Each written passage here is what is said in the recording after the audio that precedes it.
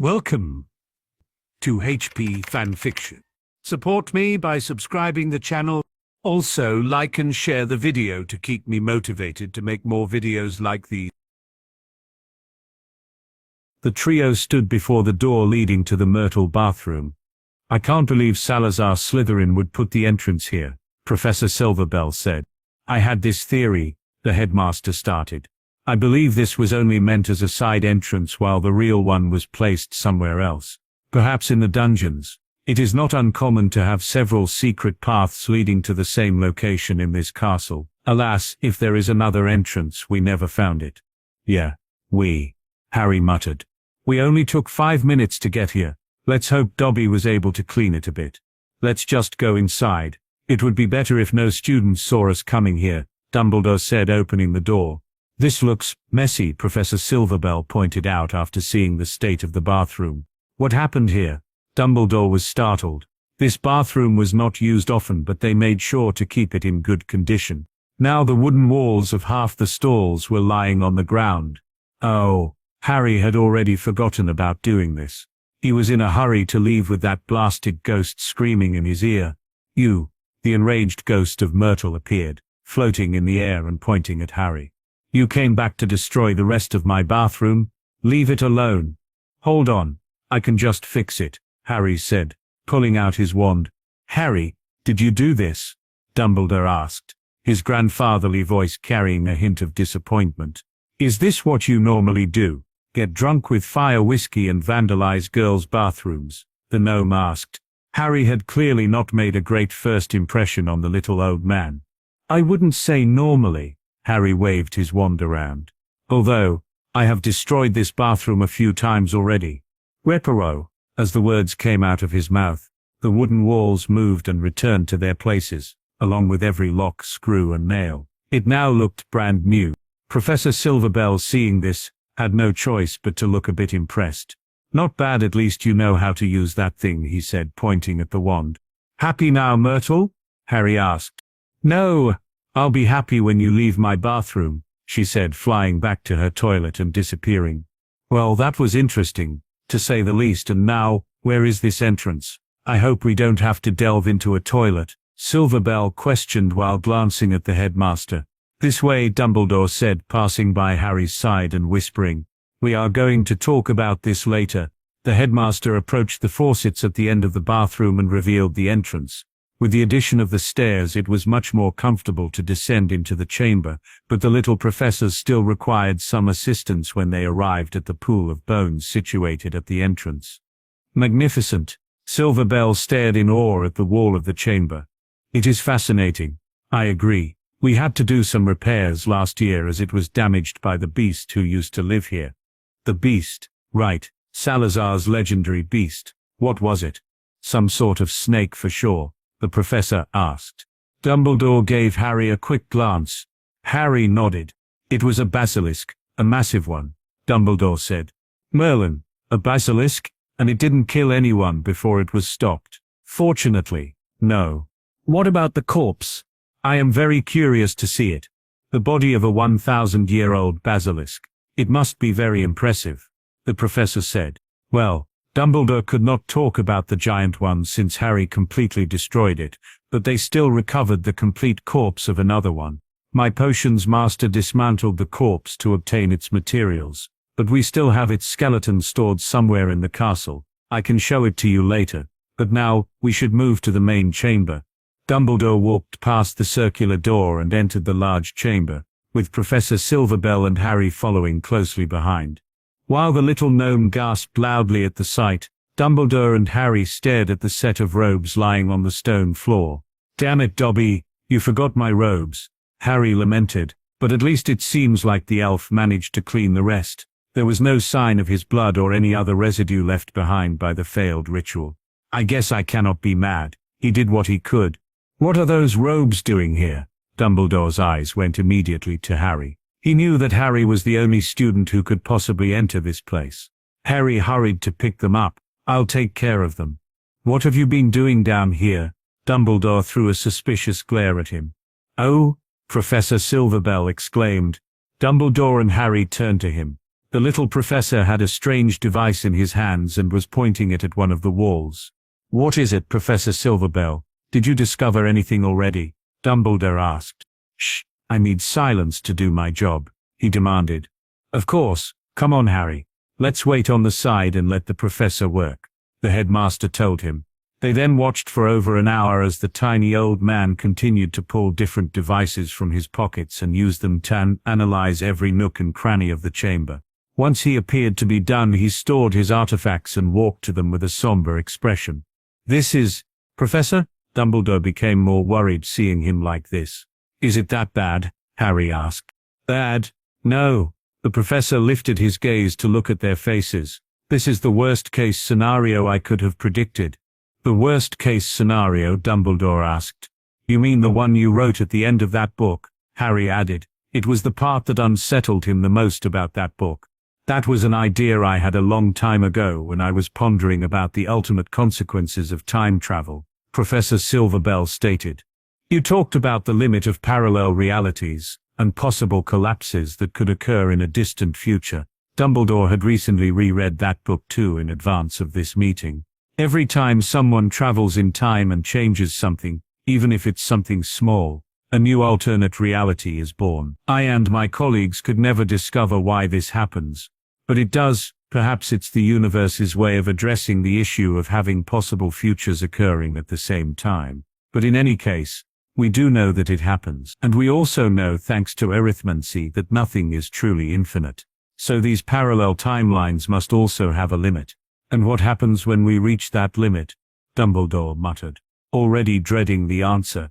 There are a few possibilities, none of them good.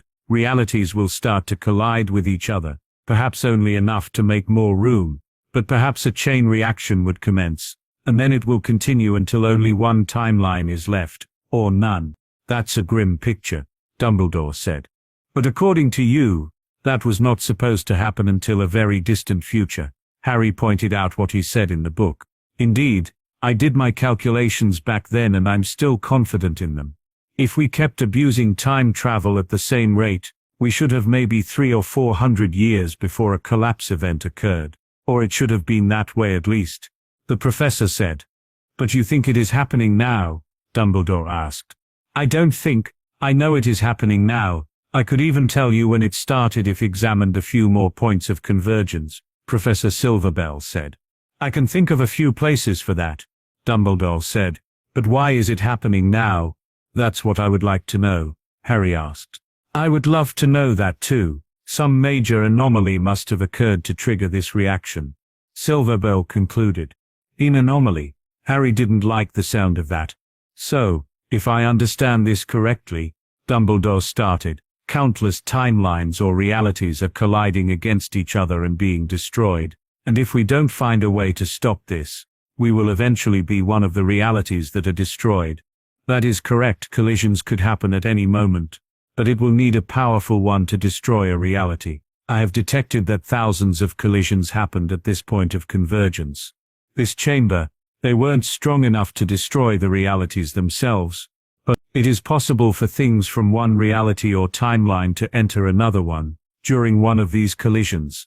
This is very dangerous, the tiny professor explained while he looked around the place. And how do we stop this from happening? There has to be a way. Dumbledore was not willing to just give up and wait as their world collapsed. The old man considered the question. For a moment, there may be. If this was caused by some anomaly, then by eliminating the anomaly that triggered this situation it may stop it. But then again, it may not. In that case we can only hope to be the one reality that survives. That's... Dumbledore glanced at Harry, who had been quiet for a while. What do you think, Harry? He got a bit distracted with his own thoughts. Well, Professor Silverbell is the expert. I will trust his word. I would like to examine other points now. I may gain some useful information then, the professor said. I recommend taking a look at the Hogwarts Express, Hogsmeade, and Diagon Alley too. Any point with a high concentration of magic can create a convergence, right? Harry suggested. Professor Silverbell nodded. That is correct. Timelines tend to stick closer in places with a lot of magic. Let's hope nothing happens. Dumbledore was extremely worried. After all, Hogwarts is one of the greatest points of magical convergence in the entire world. Once they left the chambers, the headmaster went on to accompany the professor on his task. Harry said that he wasn't feeling well and went separate ways. He had heard more than enough from Professor Silverbell already, and if there were some important findings, Dumbledore would inform him. Instead, Harry walked all the way to the room of requirements. When he entered, the room was still changing shapes. Even you can't give me what I need. Just give me the usual training room. I need to test some things. The room of requirements changed again, this time creating a large empty space with a dozen training dummies all around him. At least my headache is gone. He actually was starting to feel great now. There was no pain anywhere in his body. He took off the black robes he was wearing, leaving himself only with the underwear from yesterday. Definitely a shower, and some change of clothes after this. Harry examined his body very closely. It was strange. The effects from yesterday's ritual should have gone. Morgana had to remove it completely to save his life. So why do I still have the effects? The muscles on his body were much larger and more densely packed. They felt tough like iron to the touch. And he glanced at the most distant dummy and was still able to pick up all the details of the design and could even see the wood grain despite being over 60 feet away. 18 me. And I'm not wearing my glasses. What is going on with me? He could see much better than when he used his enchanted glasses. Test number 9. Another wooden dummy shattered into smithereens. Those are magically enhanced to be extremely resistant to damage. Punching the non-reinforced ones was like hitting tofu. However, the reinforced ones required him to use at least 2/3 of his strength. Knowing from personal experience just how resistant those dummies were, he estimated that his physical power had increased by around 10-fold from what it was previously. That explains all the broken furniture. There was probably a more accurate way of calculating this that involved arithmancy, or advanced calculus, but he could not do that to save his life. Harry had always been more the type who learns by doing instead of studying the theory behind it. He glanced down at his knuckles. They had a few minor scratches but nothing serious considering the force of the impact just now. Enhanced strength, tougher skin and reinforced bones. Those were the effects of the ritual I did. But that ritual failed and these results are much more potent than the ones I expected. Had the ritual succeeded, he would have, perhaps 2 or 3 times more strength. His eyes had also improved drastically, and he never had the chance to even begin that ritual. Morgana claimed the ritual failed because I already had the effects of a previous one in my body. He knew for a fact that no ritual had ever been performed prior on his current body, meaning, it was something else. But the current evidence doesn't lie. He did have something lying dormant inside him, without his knowledge. And whatever that was, it appears to have become awake by the ritual. That is a bit unsettling. Harry examined his body once more. The next school week was a difficult one. Harry had to put a lot of work into controlling his newfound strength and avoid breaking things. It could be considered a miracle, already, that his wand had survived this long. He spent his free time practicing with delicate objects like eggs and thin pieces of glass. By the end of the week, Harry was at least confident he wouldn't hurt people by accident. What? You are not coming home for Christmas? Lily stared at her son with shock. I want to stay in the castle. There are some things I'm working on. The truth is that he wanted to stay and perform some more tests on his changes, and Hogwarts is a much better place for that than his house. After a few days of using his magic in class, he noticed that it felt a bit different. His spells would come out with more potency than he intended. For most wizards this would not be a huge deal, but for someone specialized in a branch of magic that requires having complete control over your own magic, it was a problem, and something he needed to work on. He had not informed his parents about this surge of power he had recently acquired, because then he would need to also inform them about the ritual he performed. And what are you working on? I know you don't have much homework for the break, said Lily. Since he could not tell the truth, he came up with an excuse and told her that his batch of magical alloy was close to completion and that he needed to stay and keep an eye on it. This was a half-truth at least. That batch should be ready in January, and it would be a good idea to visit his workshop with some regularity. He did promise to visit for Christmas Eve, which helped in making her less upset. After leaving his mother's office, He went to the main hall for some breakfast. It was a bit later, but there was still plenty of students there. He saw his sister along with Ginny, Luna, and Astoria, sitting at their usual spot at the Gryffindor table. "Harry, where have you been? The time for breakfast is almost over," Lyra told him as he sat down. A plate appeared in front of him. The elves already knew what he liked, so he didn't even need to ask. "Thanks." He took a few bites and then looked at Lyra. "I had to talk with Mom," Harry told her. "About what?" Lyra asked. "About me staying in the castle during the Christmas break." "You want to stay here? Why?" "Ask Mom later," I explained it to her. He did not feel like repeating himself. "That's too bad." Ginny joined their conversation. "I was hoping that you could give me a few more flying lessons during the break." Harry glanced towards the redhead girl. "I heard from Lyra that you have been doing a great job. Sorry, I haven't seen any of your games yet." "It's okay. I know you are busy." She looked a bit down. "Tell you what, I can give you a few more lessons after the break, and I promise to go watch your first game of the year," Harry told her. Ginny had a beaming smile on her face now. "Really? Cough. Cough. Excuse me." They all looked up to see who it was, and most of them were surprised to find none other than Pansy Parkinson, standing in front of their table, looking at Harry with her intense black eyes. "Harry, may I have a moment of your time?" she requested politely. He put down the fork and stared at the black-haired Slytherin. She had been quieter than usual this year, so it was very rare for her to approach him out of the blue now. "What can I do for you, Pansy?" "I was wondering, if you are not busy this afternoon, would you accompany me to Hogsmeade?" "What?" Ginny shouted, probably a lot louder than she intended. "You are inviting my brother on a date?" Lyra asked. "Oh, a date?" Luna said with excitement before turning to her friend. "Asto, what's a date?"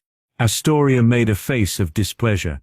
She did not like that nickname. She preferred her sister one. She also didn't like to give long explanations, and was still getting used to speaking more than a word or two at a time. With no other choice, she took out some parchment and started to write. Pansy gave the girls a quick glance before choosing to ignore their comments.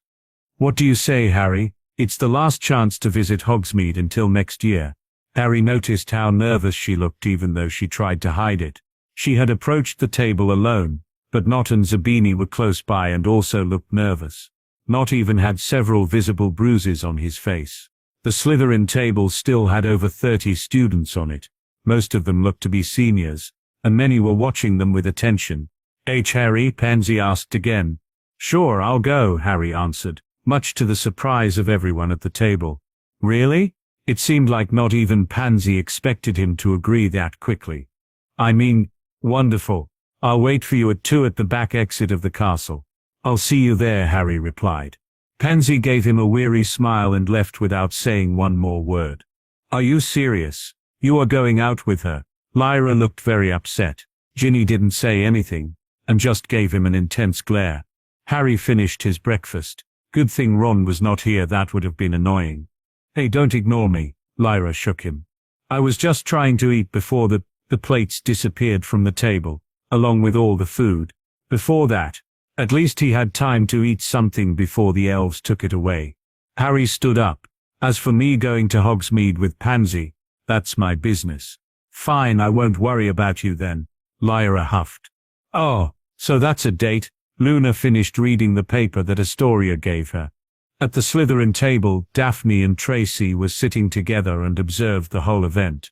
"Wow, Pansy got daring all of a sudden, and I thought she looked depressed since we started school," Tracy commented. Daphne frowned. "I don't like this." "Well, you could have asked him first," Tracy pointed out. She knew that her friend had a thing for Potter even if she thought she was good at hiding it. Not that there is something weird about her suddenly asking Harry Potter out. She quickly corrected herself. Daphne did not miss the faces that some of the seniors were making. Many of them were there when Montage, Derek and the others were attacked. But they were the only ones who suffered no injuries. They still appeared to hold a grudge against the attacker. To be fair, the entire house was angry, even those who didn't like the injured boys. After all, this had been a blatant insult to the Slytherin house as a whole. Should I warn Harry? Daphne considered it. But he is not an idiot. He must have realized that something was off. She was sure that Harry was not easily deceived by just good looks. The fact that he agreed so quickly must mean that he had something in mind. At the very least, I should follow him, she decided. Sorry, did I make you wait long? Harry asked. He found Pansy waiting for him near the door. She was wearing an elegant black dress with green decorations and a light jacket on top. Not at all. She seemed a bit hesitant. Thank you for accompanying me on such short notice. Are you going to be okay with those clothes? It's very cold out there. She chuckled. I'm fine. All of these have warming charms. Yes. The conveniences of magic. Shall we? He offered her his arm. He had to maintain basic manners, even if this was just a trap. Pansy smiled and grabbed onto his arm. What a gentleman. The two of them left the castle and started to walk through the snowy path that led to Hogsmeade. There were a lot fewer students than usual, as many were taking this last weekend to get their things in order before returning home for the break. Say, Harry, Pansy spoke after they had walked for a few minutes. Your sister appeared upset by my sudden invitation.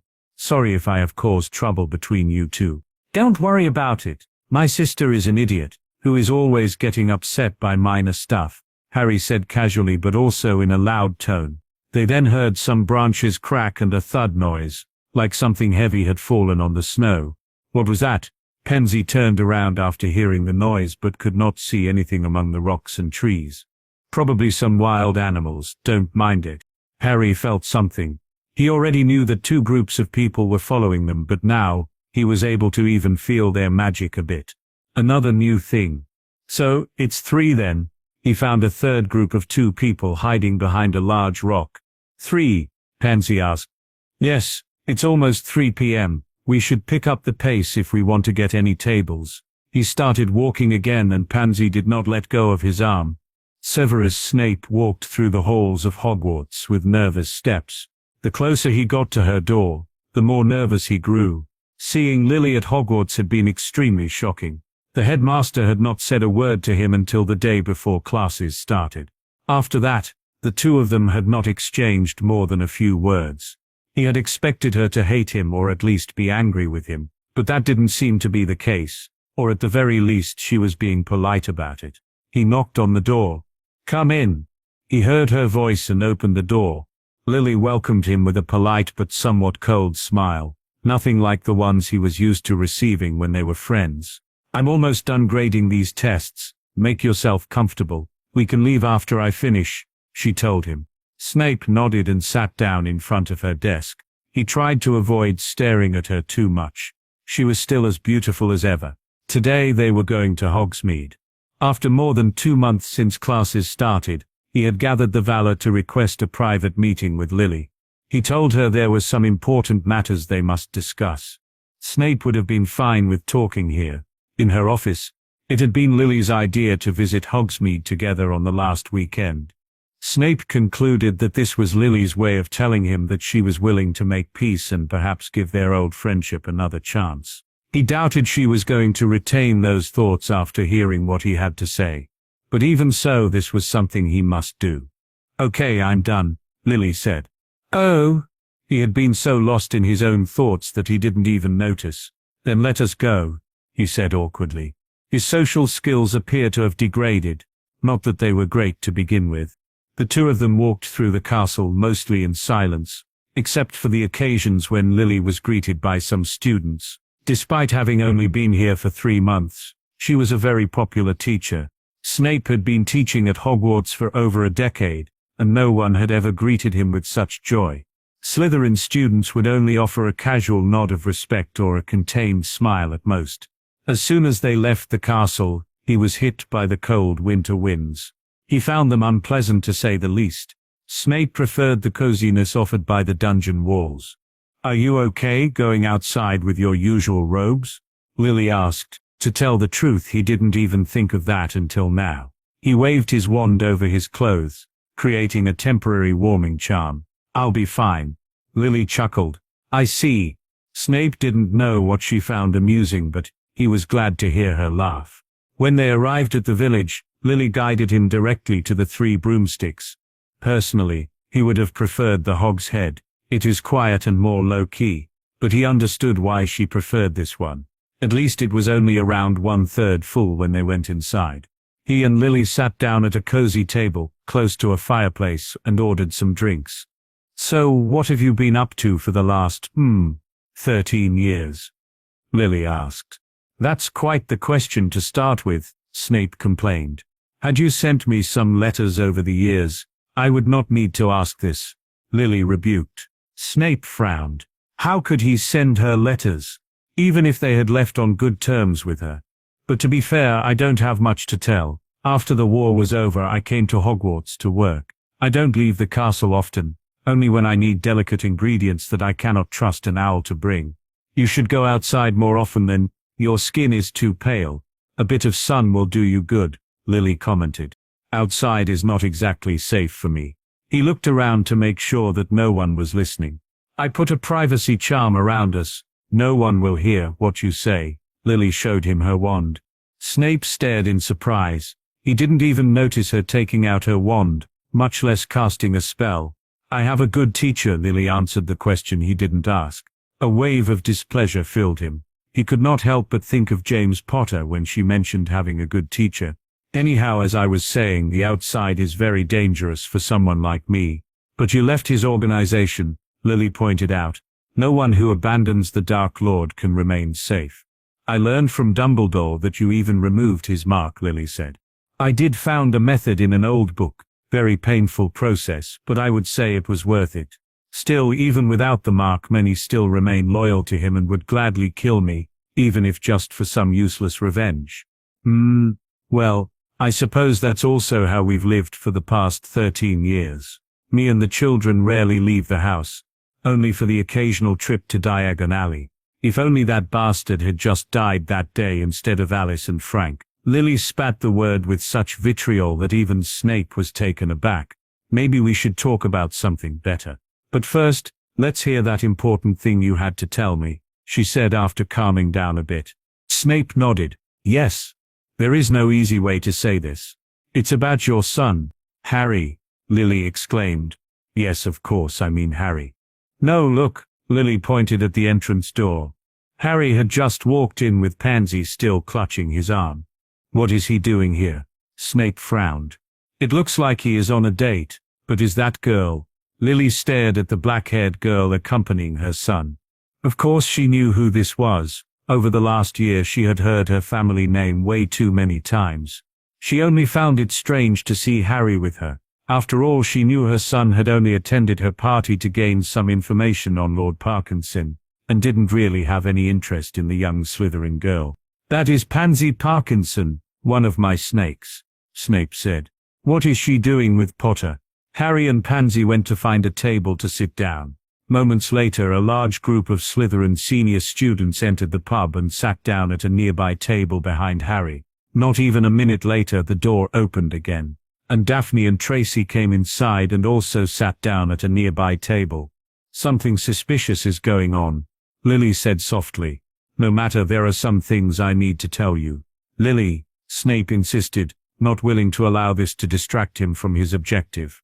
He may not have another chance to speak with Lily like this. She moved her eyes from Harry and back to Snape. "What is this important thing you have to say? And you mentioned it was about Harry." Snape leaned closer and glanced toward Harry's table for a moment, like he wanted to make sure he was not going to hear what he had to say. "Haven't you noticed any suspicious behavior from him?" "Suspicious behavior? You are going to have to be more specific than that." Lily raised an eyebrow. She could not comment on anything specific since she didn't know what Snape had found out. After his first year, her son wasn't being subtle about his abilities. "Yes, I started to notice his strange behavior since his first year. There was something different about him, but I couldn't tell what it was until much later. He was always calm and collected, nothing like what you would expect from an 11-year-old. Some kids are quieter than others. The youngest Greengrass, for example, would rarely speak more than 2 words in a row," Lily pointed out. "That one is also strange. But this is not all. His grades were average, and he never got into trouble. If he wasn't your son, I would barely have noticed he was one of my students at all, at least until what happened at the end of the year." "Yes, the matter with the defense professor who attacked my son," Lily said. Him and the green grass heir. He apparently attacked them for no good reason, and then he disappeared without a trace. No one has ever seen him again, and honestly I'm convinced that he is dead." "Well, good. How dared he attack my son?" Lily huffed. "If only that was all." But things got weirder in the second year. To begin with, his grades went from average to the best of the year in almost every subject, leading me to believe that his average performance from the previous year was done on purpose. Snape said. "You think he wanted to get bad grades? What about he studied harder in his second year?" Lily suggested. Snape ignored this, and continued. "Then there's what happened during the first dueling club. He crushed the head of the snake that Malfoy summoned. He did it with one hand, and barely reacted to it. Don't you think that is weird?" "Yes. Speaking of that, why did you even think it was a good idea to teach the snake summoning spell to a second year and then tell him to use it in a room filled with children?" Lily asked. Snape was not expecting that question. "That's not the important part, isn't it?" Lily crossed her arms. "Anyhow, his duel against Draco was also bizarre. He used very advanced techniques that a second year should not know even existed. Severus, so far you have only told me that my son is very mature for his age, and has a lot of talent for using magic, and as you can already expect, I knew these things about him. It's not just that." Snape could not speak about the events involving the basilisk and the Chamber of Secrets, even though he was convinced that Harry was somehow involved. But there was something else that happened that year. "Right, what about this? Your son came to my office dragging the wounded body of a fifth-year boy. He was covered in bruises, cuts and broken bones." Lily looked somewhat surprised. She had not heard about this, but she knew that Harry would not attack someone without a good reason. "Why wasn't I called to the school and informed of this?" Snape made a troubled expression. He had forgotten why he and the headmaster were trying to hide that affair. We couldn't make a big deal about it." "Why did Harry attack him? And don't you dare tell me that it was for no reason. I will go talk with Dumbledore to get the details if necessary." Snape felt Lily's angry eyes on him and became nervous. The boy was apparently in the midst of attacking some first-year girl when your son decided to intervene. "A first-year girl? Who?" Lily asked in a cold tone. Snape was now regretting bringing this up. "Some Ravenclaw girl, Lovegood, I think." "Luna Lovegood," Lily added. "So, my son saved Luna and beat that student in the process. What happened next? Since you wanted to keep it on a low profile, I assume it was to protect the attacker and not my son or Luna." "Your son threatened me. He told me that I should keep my snakes in line, and that if I allowed this to happen again, he said he would take care of it by himself. You should have seen his face when he told me that. I can't forget about his eyes." Snape froze when he saw Lily. The look in her eyes right now was very similar to the one Harry had that day, those cold green eyes. Then Lily spoke in a tone that gave him shivers. "And yet you allowed this to happen again, didn't you, Severus? You let my daughter and her friends be attacked because you didn't want to maintain order in your house. What do you have to say about that?" "Lily, it's not that simple." Snape tried to defend himself. "How so?" Snape sighed. He already knew she was not going to understand it. Many of those boys are heirs from important families. Their families have a lot of influence on the ministry and even the school board for Hogwarts. We can't do much to them, and as the head of the Slytherin house I am expected to be more lenient to them. Attacking a few girls is not enough reason. Lily slammed her hand on the table and knocked over the drinks.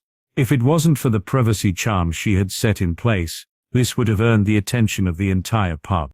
"Are you hearing yourself, Severus? You grew up in the Muggle world like I did.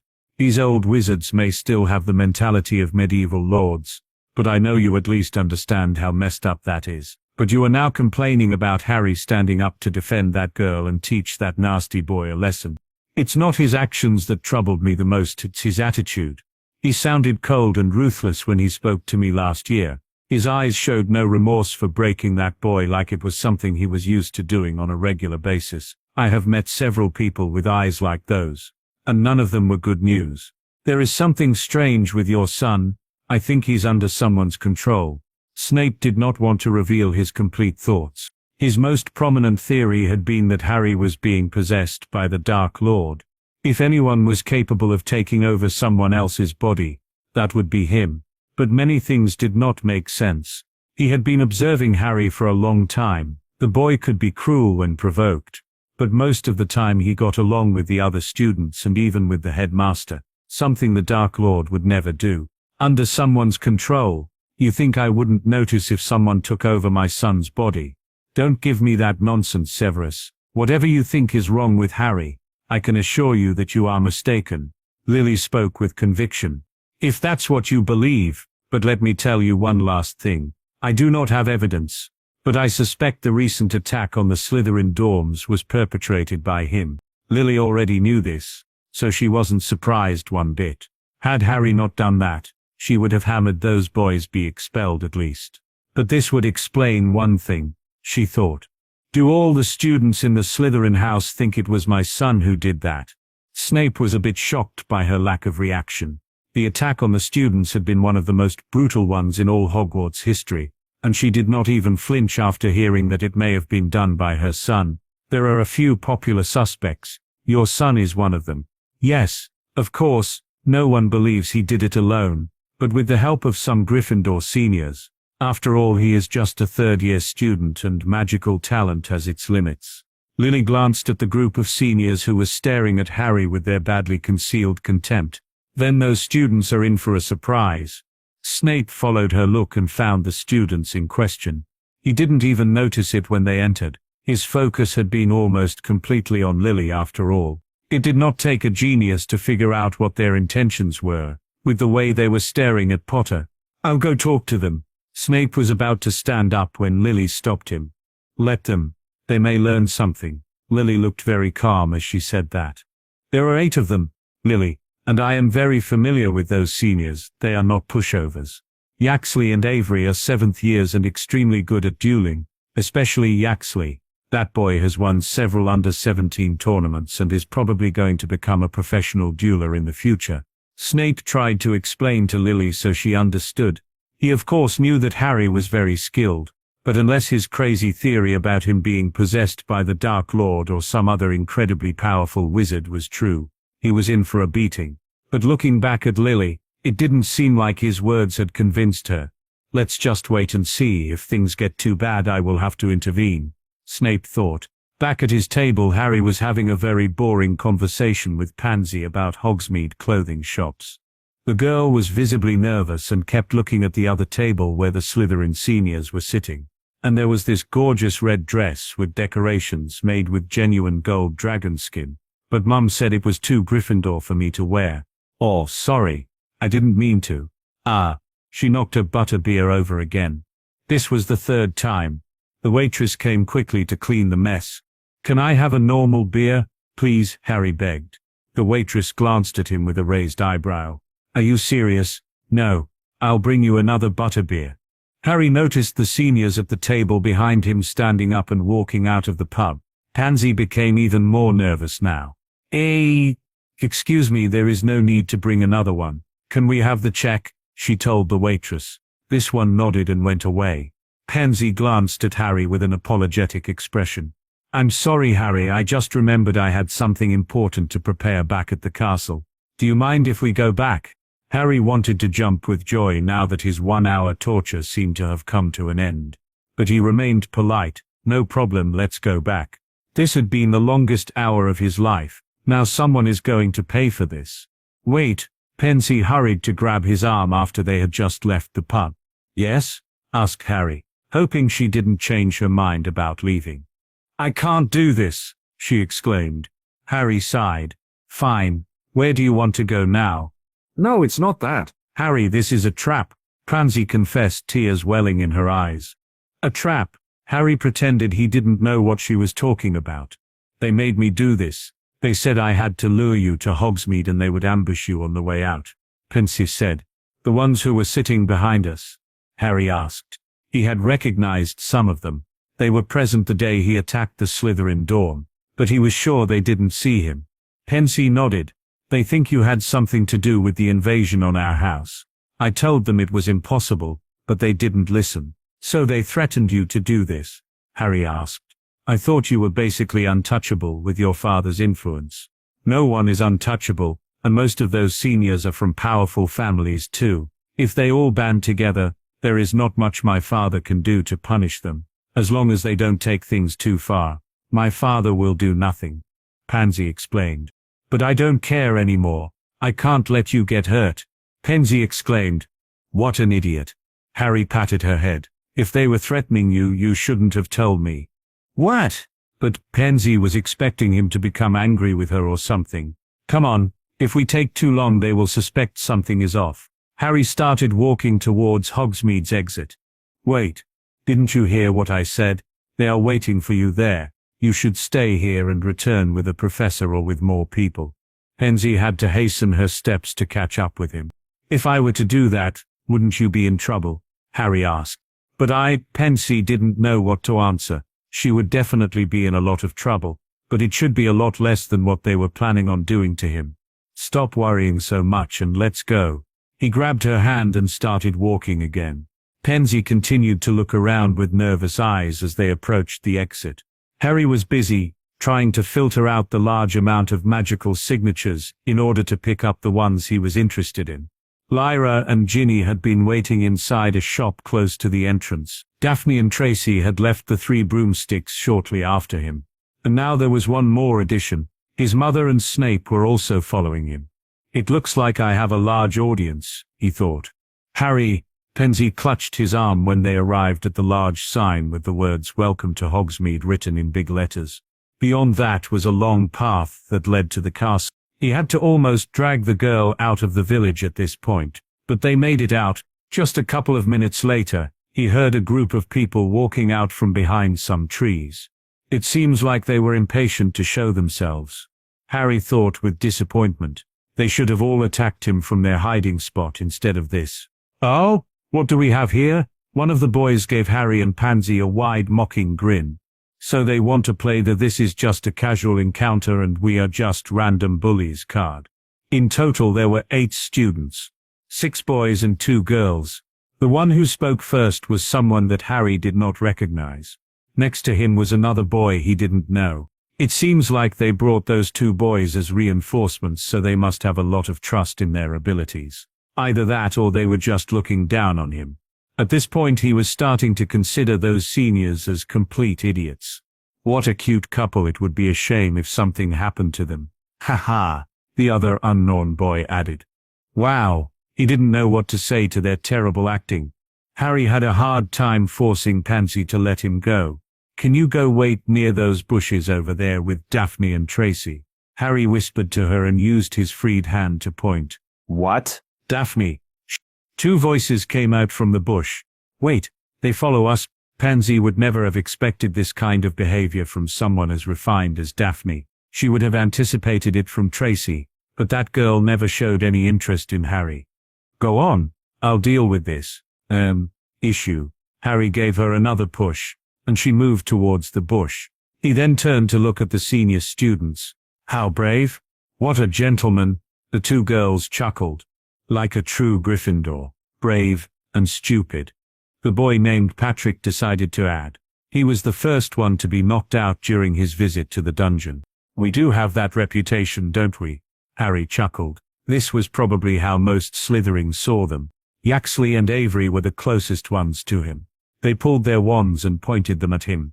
Avery got even closer and put his wand next to Harry's face. Bravery and stupidity are a dangerous combination. You are going to learn that today. Harry didn't try to move away from the older boy. Look, he is terrified. Can't even move.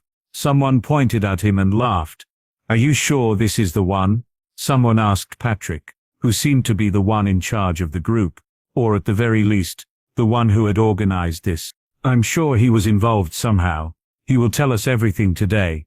Yaxley and Avery glanced back at Patrick as if asking for permission to begin. And he nodded. Make him suffer a bit. I want to know who else was there, Patrick said with a cold tone. Avery looked at Harry with a cruel grin. Sorry boy, it's nothing personal. We are just hired hands. His wand gained a golden glow. Avery opened his mouth to begin chanting his spell. Urgh. Instead he was met with a fist to his face. Avery fell on his back and started to scream while clutching his bleeding nose. He broke it. He broke it. He continued to shout, Why would you stand so close to me? Did you really expect me to do nothing?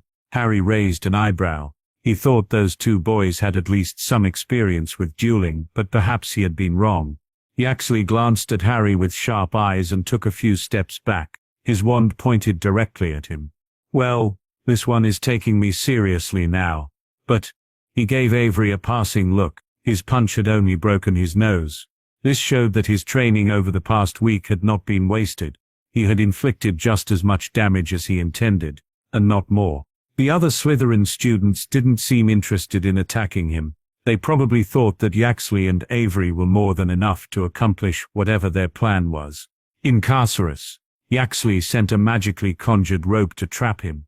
This was quickly followed by a couple more spells, a stunner and a tripping jinx, both cast silently and with minimal motion. This was an effective combination. Trying to dodge either the ropes or the stunner would likely end up with you being hit by the other spell. A Protego charm could block both, but it would also be a mistake. The tripping jinx was aimed very low and would pass beneath the shield, hitting your legs or feet. The normal size of that charm was only enough to cover your upper body. Not bad, but Harry moved his right arm forward and let the Incarcerus ropes hit him. As soon as they made contact with his hand, the ropes spun quickly and wrapped firmly around it. Now that he had an improvised gauntlet made of magical ropes, he used it to deflect the stunner and jinx. You should have used the Incarcerus last. The rope tightened around his wrist, but he didn't mind. It was not enough to hurt. What the a? Yaxley was an experienced duelist and had already prepared himself for several different outcomes even for firing his spells. He always tried to be one step ahead of his opponents, always ready. He could never have predicted that Harry was going to do something like that. This threw him off for a moment and he was not able to react when Harry started to run directly at him. They were only 15 feet 5 meters apart, so he did not have time to think. The tripping jinx was his fastest spell, so he used that and followed it with a diagonal cutting motion. Defendo. He put as much magic as he could into that charm. If Harry avoided the jinx, he could get a severe injury from the cutting charm at least. But once more Harry did something he could not have predicted. He went over his spells by jumping in the air. He jumped high enough to not only go over the spells Yaxley threw at him, but also enough to go over Yaxley himself and land right behind him. Before the other boy could even turn, Harry directed a powerful hook to Yaxley's side. He put around 1/4 of his total strength into the punch, and it was enough to shatter his ribs like they were made of dried spaghetti. His internal organs suffered too, from the shock, and were damaged enough to make Yaxley vomit blood. Harry was going to follow it by breaking his arms also, but this was already too much for the poor boy, and he passed out before falling face first on the snow. It was nothing personal, Harry told the unconscious boy. He then looked at Avery. The 6th-year Slytherin boy was still holding his broken nose and glaring at him with fear in his eyes. Before Harry could say anything to him, Avery turned on his heels and started running back to the castle. Fine. What about the rest of you? Harry glanced at the other 6 Slytherin seniors.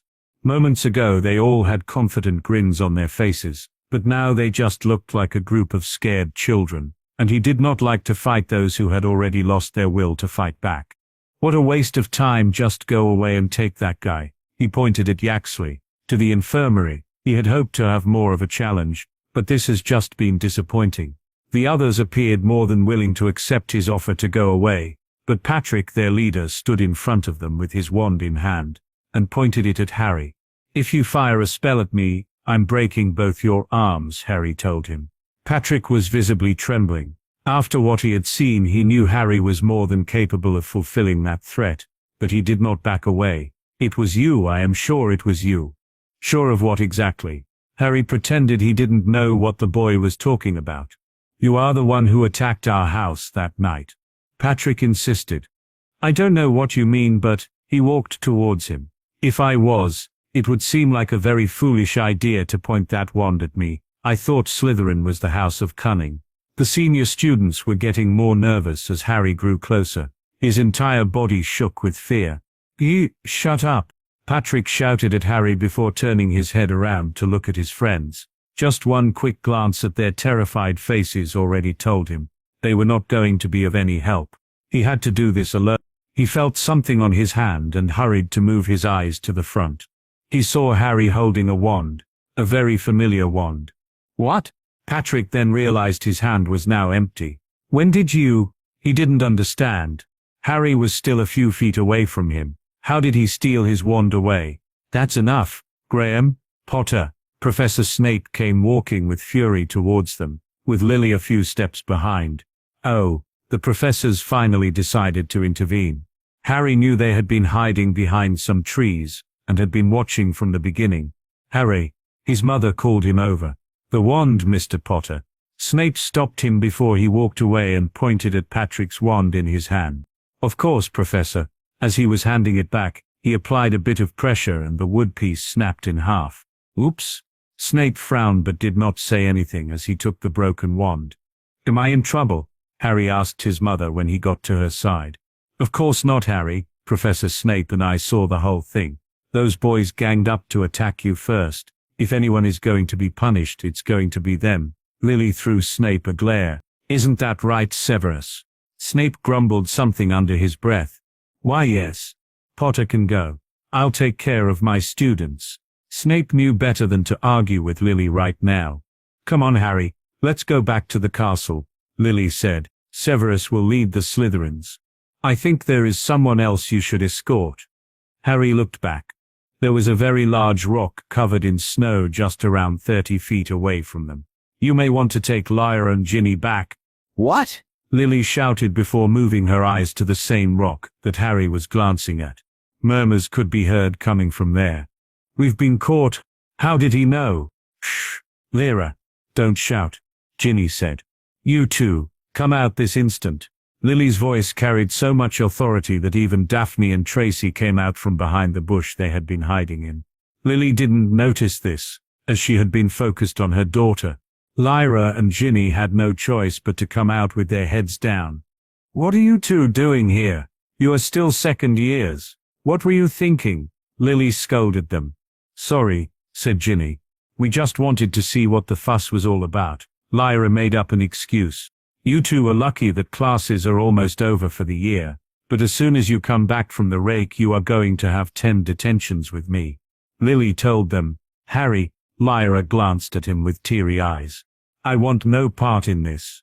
He kinda wished his sister would learn something from this and stop sneaking off the castle without permission.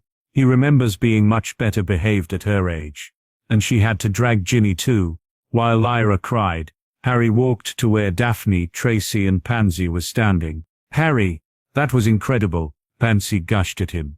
Thanks. I told you there was nothing to worry about. His green eyes landed on Daphne, who was trying to avoid looking at him. And why were you hiding behind that bush? We weren't hiding, Daphne hurried to reply. You have a branch in your hair, Harry pointed out. Daphne panicked and started to touch her hair, looking for a branch that wasn't there. Ugh. I can't believe I let you drag me here to spy on Potter. I wasted my last Hogsmeade weekend. Tracy complained. I wasn't. Shut up. Daphne cried. Did you really think I needed help or something? Harry asked Daphne. The blonde girl averted his gaze in shame. Anyways. Harry ignored her and looked at Pansy. Since I accompanied you to Hogsmeade, it's only fair I escort you back to the castle. Yes, let's go, Pansy said, clutching his arm again, and the two of them began to walk away. Did I mention that you were amazing? The way you handled those seniors. But wait, we are going too. Daphne hurried up to catch up, not willing to let those two alone. Tracy sighed. My last weekend. Lily went with Lyra and Ginny, while Harry did the same with the 3 Slytherin girls. Snape was left behind with the remaining students, who had not said a single word of excuse so far. Professor Snape used a levitating charm on Yaxley since the boy was unconscious. Avery was nowhere to be seen, but considering the speed at which he left, he was probably near the castle already. Professor, it was him. Patrick approached Snape. Forget about it. That's the best you can do right now. Snape gave him his most honest advice. But Professor, a student said. Surely there is something you can do. Another one was added. Do you have any solid proof it was him, the one who sneaked into the common room? Snape waited for a few seconds. but there was only silence. Then there is nothing I can do. That's why I'm telling you to forget about it. Do not confront Potter again. He warned them in a more stern tone this time around. Tax, did you see how he fought? Didn't even use magic. Yeah. He fought like a muggle, two of the boys said in a mocking manner. Now that Harry was no longer here, they felt much braver. Snape frowned deeply. He hated that kind of attitude. And that was also a dangerous way of thinking. You should count yourself lucky he didn't take you seriously enough to use magic on you. Snape shouted at them. If he did, none of you would still be standing. He wanted them to understand how dangerous Harry was, but those boys had too much arrogance to believe they were that far away from a half-blood. Snape was sure that after a few weeks had passed, they would start to get ideas once more. As much as he wanted to stay a bit longer and make sure they understood, Yaxley was in really bad shape and needed to be seen by Madame Pomfrey as soon as possible. He cursed at Potter for making his life more difficult. He never thought he would see a student behave in such a brazen manner and get away with it. But I guess that remains to be seen. Those old families that Potter offended are definitely going to do something. He just had no idea what or when. It's been a long time since he left those circles. Even the headmaster had grown interested in this matter and requested him to keep an eye out and inform him if he found anything useful. Snape could only hope that when things go down, Lily would at least be out of it. As they made the long walk back to the castle, Snape thought about his conversation with Lily. It did not go as well as he hoped. Either Lily was completely oblivious to her son's behavior, or the more likely scenario, she knew everything, and was okay with it. This meant that his theory of Harry being possessed was most definitely wrong. Lily would never be okay with that. The other ideas he had were even crazier and involved things like time travel. I'm getting a headache just thinking about, damn you, Potter. Snape became increasingly upset. Professor shut up, he snapped. I don't want to hear any of you again for the remainder of this walk. But Professor, one of the girls pointed her shaky hand to something behind him. He turned around and saw the limp body of Yaxley had dropped on the snow. Damn it, I lost my concentration. He flicked his wand and the boy started to float again. Let's go, he huffed. December 2. Harry was walking through the castle corridors. He almost forgot how quiet Hogwarts was during the Christmas break. Only a few students decided to stay here. Most of them were seventh years who barely did anything else other than going from their rooms to the library.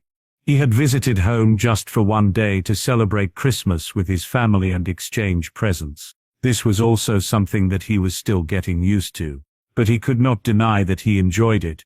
The cold winter breeze hit his face as he opened the castle doors. Harry walked along the empty path that led to the Black Lake. No one came out here during this time of the year, so it was completely desolate and the perfect place for large-scale magical tests. Dobby, he called once he arrived at the shore. The elf appeared next to him. Master, here is Dobby. He was carrying a small book and a quill. His job was to act as an assistant and take some notes. Okay, this is going to be the spell test number. Well, it doesn't matter. I'm just going to throw some magic around the lake and see what happens. Dobby rapidly nodded and started writing something. Harry had no idea what the elf was doing, since they had yet to begin. He pulled his metallic staff out and held it in his right hand. The surface of the lake had a thin layer of ice on it, but it wasn't thick enough to hold his weight as he stepped on it. So he dipped the tip of the staff in the water at the shore. Magna, glassy. A path made of ice was created in front of him, leading up to the middle of the lake. Harry was now able to safely stroll through the body of water until he reached the deepest parts of the dark lake. Dobby waited for him at the shore since it would be a bit dangerous to be at his side. Okay, let us begin. Harry lifted the staff in the air and channeled a large amount of magic into it. It was enough to make all three crystals shine with an eerie green light. Torquio. Powerful gusts of wind formed ahead of him, and started to spin around. This motion ended up creating a tornado that floated above the lake. Magna Custodia, his most powerful protection, manifested around him, not only preventing him from being sucked into the vortex of wind, but also keeping the ice beneath his feet from being decimated by the force of nature he had just created. Harry proceeded to carefully observe the tornado that had just been formed. This could already be considered a great sorcery and not something that a single wizard should be able to conjure. But this is not enough. He could feel that he was capable of more now. Ingens Flamme, an endless torrent of fire erupted from his staff like the mouth of a volcano. The fire was too strong to be put out by the winds of the tornado and ended up being moved around and mixed, creating an immense fire tornado. Oh, not bad. He had a wide grin on his face. He was having fun with this. The runes that floated around his shield were starting to move very fast. This was an indication that his shields were under great strain. This level of sorcery would have been enough to destroy that massive basilisk he faced the previous year, and he did it without the help of any artifact. And after all of that, he still didn't feel close to magical exhaustion. Great, let's go for the grand finale before my shield collapses. Harry aimed his staff at the fire tornado. Electrical sparks traveled over his body and through the metallic surface of the artifact. His eyes shone as brightly as the crystals on his weapon, as the magic around him became denser and more concentrated. Full men. Harry aimed the bolt of lightning at the center of the fire tornado. The clash of magical energies broke their flimsy balance. The wind currents from the tornado went awry, sending fire and sparks everywhere in at least 1 mile around it. Harry was thankful for his foresight in performing this test in such an isolated place. The spectacle of wind, lightning, and fire lasted for a good minute before it finally ended. Harry's shield crumbled right before he reached the shore. Okay, now I'm feeling quite exhausted. Not that it was surprising after all of that. Master! Dobby was jumping in excitement. Harry smiled.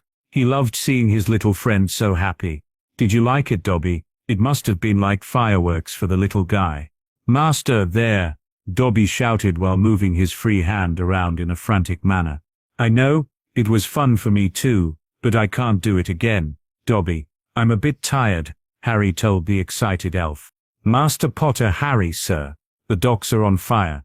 Dobby finally managed to get it out. What docks? Harry had no idea what he was talking about at first. But then he looked to where Dobby was pointing and was able to finally remember them. Oh, those docks. He had completely forgotten that they were there. Master, Dobby cried. Well, there is not much I can do at this point, to be honest. The fire was too violent and had already consumed most of the wood. Even if he ran all the way there and cast his strongest Egrementy, it would do as much as pissing on a house fire. At least the docks were isolated, so nothing else would burn along with them. I don't think a reparo would work either. Harry saw the platforms collapse one after another. The wood was consumed and turned to cinders. Dobby. Yes, Master. Let's not talk about this with anyone. Albus Dumbledore likes to wear pink panties, Harry proclaimed. That is incorrect. The gargoyle was interrupted when the mechanism activated, revealing the familiar set of stairs. He quickly spotted the headmaster sitting behind his desk with a deep frown on his face. You are aware that I can hear what people say to the gargoyle, right? You? He knew that. I didn't mean to be rude. It was just some rumor I heard recently and was wondering. That was very childish, the headmaster admonished him. I would not have to do that if you just let me apparate into your office. Harry told him. Out of the question, I could be in the middle of a meeting with someone. How do you expect me to explain that one of my students can use apparition inside the castle? Fine, he admitted he had a point. What did you call me for? I was resting in my room. I noticed a commotion at the lake just moments ago. Dumbledore gave him a knowing look. I know nothing about that. Harry averted his eyes away. I also saw a large fire in the distance. The headmaster added. Or that. The school is nearly empty, but I hope you are more mindful during your practices. I trust you didn't break anything at least. So, can we get to the point? I would like to get some rest, said Harry, trying to change the topic. I thought you were already resting, Dumbledore said with a coy smile. Please, sit down. I have news from Professor Silverbell. He has finished analyzing all the convergence points, or at least the most important ones. And did he find anything interesting? Harry asked. He did. The professor was able to learn the point in time when the anomaly entered our timeline, and started causing all the problems. With this information we may be able to narrow down the possible cause and find it. The time of entrance was 2 years and 6 months ago. Harry interrupted the headmaster. This one gave Harry an intense look. That is correct. How did you know? Because that is how much time has passed since I woke up in this timeline. So you knew, Dumbledore stated in a calm manner. I wasn't completely sure, but you just confirmed my suspicions, and by your lack of reaction, you also knew. Dumbledore sighed. When Professor Silverbell mentioned to me the time of the entry of this anomaly, I did notice it was very close to the day you told me you woke up in this body. I was very troubled, thinking about how to tell you this. Makes sense, right? You said it yourself. The way I entered into this timeline was most unusual. You said that it was not how time travel worked. And it isn't. What you did was not time travel. That is for sure. You died in one reality and awoke in a different one. I have gone through hundreds of books since we spoke for the first time, and I have yet to find another case with any resemblance to what occurred to you. It should not have been possible, Dumbledore said. No, it shouldn't. And it seems like the universe agrees with that sentiment, Harry commented. There are still many things we don't know. We should not jump to quick conclusions, Harry. But it is very simple, Professor. If I am removed, everything will go back to normal. Dumbledore frowned. I don't think it's that simple. Even the professor admitted not to know if removing the anomaly would even solve the problem. Yes, well, in that scenario we are all doomed, no matter what. He also told me that our timeline is still somewhat stable. We aren't at risk of complete collapse yet. We have at least a few more years. He has not given up yet, and neither should we. We may find another solution. A better one. Calm down, Professor. I wasn't planning on leaving so soon, Harry said. And I still have a Dark Lord to deal with.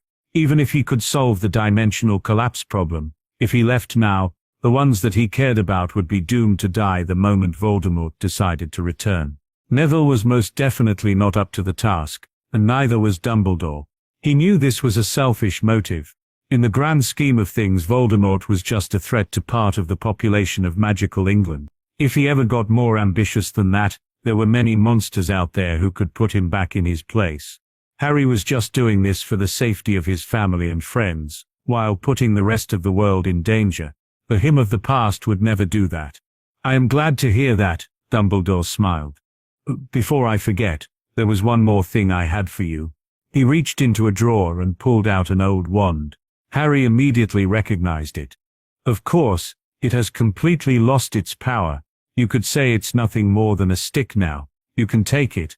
Harry picked up the Elder Wand. Like the headmaster said, he could not feel any magic within the wand. He did, however, feel a faint connection with it. He stored the old wand inside his robes and stood up. If there is nothing more, I will take my leave. Dumbledore nodded. If anything comes up, I will let you know. With this, I have once more reunited the Three Hallows. It is time I pay another visit to Mr. Lovegood. Before leaving the office, he turned around and glanced at the headmaster. I'm going to leave the school grounds for a day or two. He did not have to wait long behind the wards before being granted entrance into the Lovegood grounds, despite having arrived without an invitation. According to Luna, her father would rarely leave the house, so there wasn't much need for a warning. Luna came out of the house and greeted him. Harry, you came to see me? Did you bring me a present? Of course, but I'm afraid your present is not ready yet. I also need to speak with your father. Is he in the house? He is locked in the attic writing some article about the werewolves' migratory movements. Or perhaps it was seagulls. Luna appeared unsure about it. I'll go call him. She took off running into the house, leaving Harry by himself. He decided to wait inside, so he went into the kitchen and took a seat. Just a few minutes later he heard someone stumble their way down with hurried steps. Harry, I knew you were going to visit us soon. Xenos looked even more unkempt than usual. Too much work? Harry asked. Yes. It's a difficult time, lots of strange things happening, Xenos said before moving his eyes over Harry as if he was searching for something.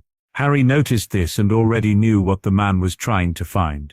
I have them here. He did not feel the need to waste time and brought out the two hallows in his possession, leaving them on the table.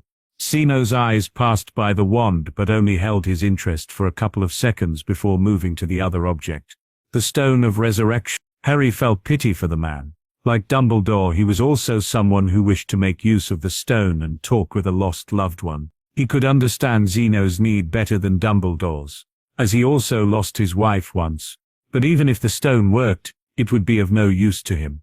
That person doesn't exist in this world, just a different version of her. May I? Zeno's hand hovered over the small black stone. You will be disappointed, I'm afraid. But go ahead. Harry heard some steps and glanced to his side, just in time to see Luna entering the kitchen. She held the invisibility cloak in her arms. Daddy told me to bring it, she explained.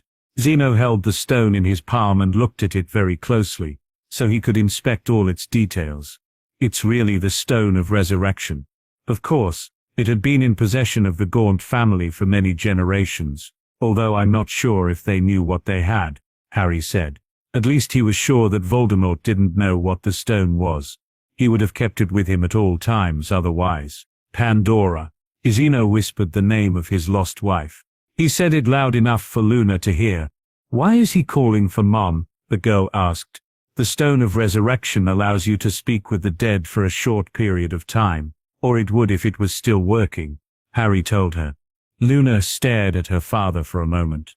Yesterday was Mommy's anniversary. Oh, Harry now understood why Zeno looked so messy. It wasn't just from work. Zeno sighed and gave the stone back to Harry. Sorry, I already knew it wasn't going to work. But, I know, I would have tried too, Harry told the sad man. That's too bad. I also wanted to talk to Mommy.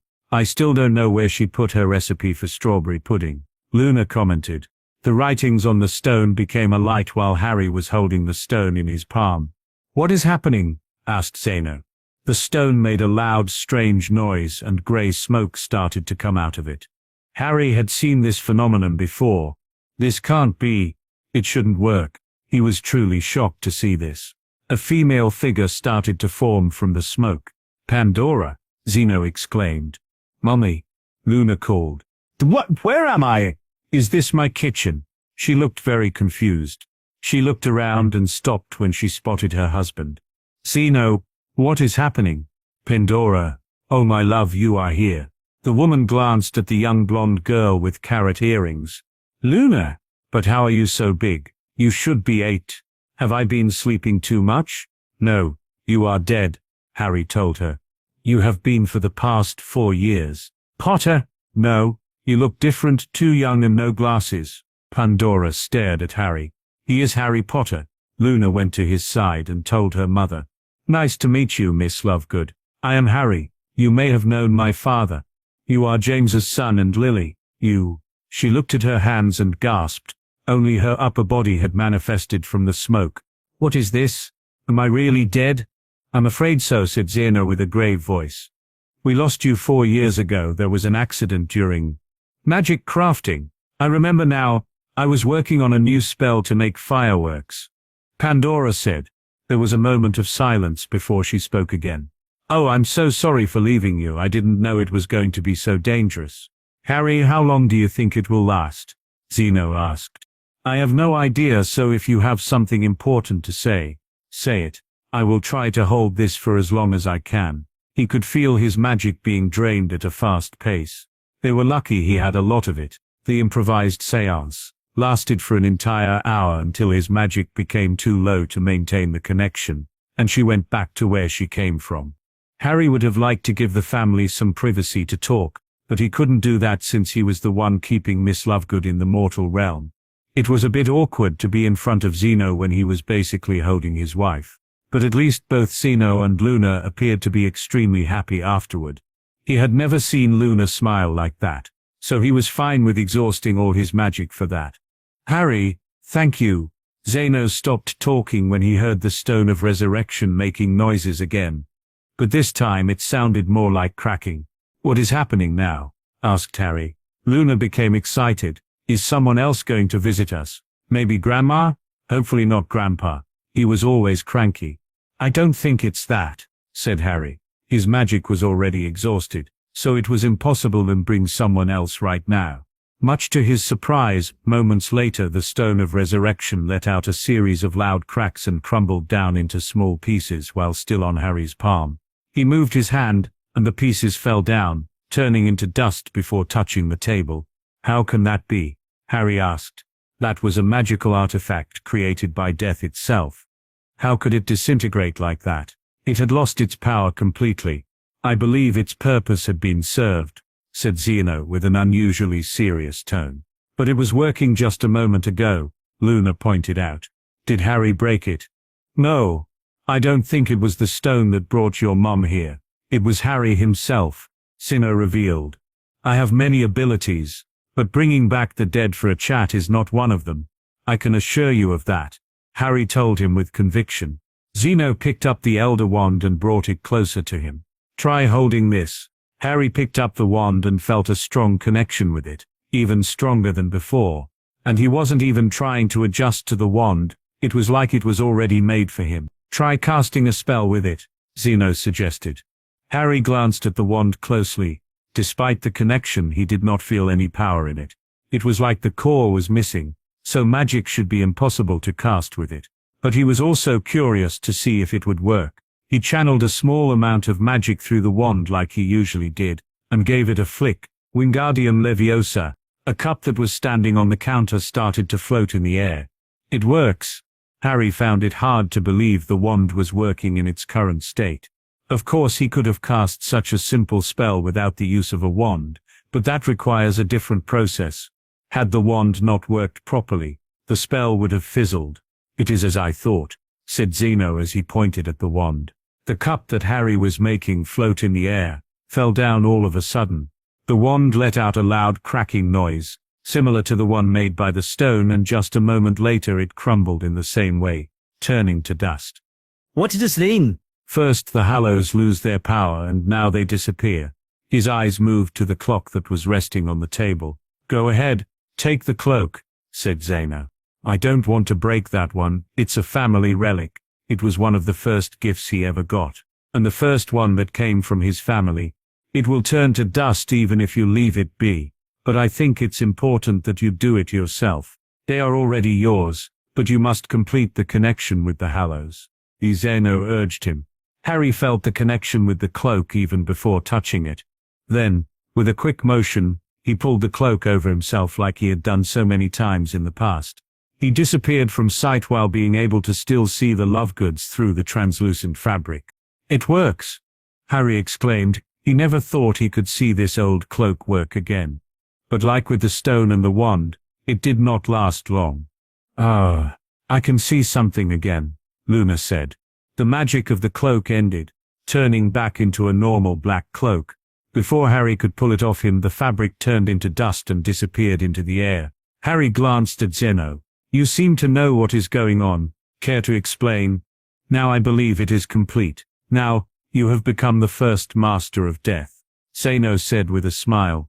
Master of Death? That makes little sense to me. If anything, I should have been the Master of Death during my previous life. That's when I became the owner of all three Hallows, Harry considered, but nothing happened then. He didn't notice any change in myself. He was still the same Harry Potter I was before. Why are these changes happening now and not earlier? What changed? Something must have triggered this. But then something did come to mind. Something did happen. I died, but then, could it be? What if, in order to become the Master of Death, one had to die first, and only then, the changes will truly begin? Harry was starting to put the pieces together in his head. Early on during his original life, he became the owner of the three Hallows. First, the cloak was given to him as a Christmas present. Then, the Stone of Resurrection was left behind by Dumbledore after his death, and he finally got his hands on the Elder Wand when he defeated Voldemort during the battle at Hogwarts.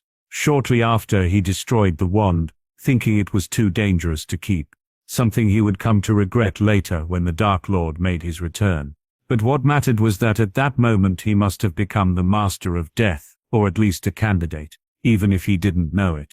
Later in life he did learn that his magical capacity was much higher than any normal person.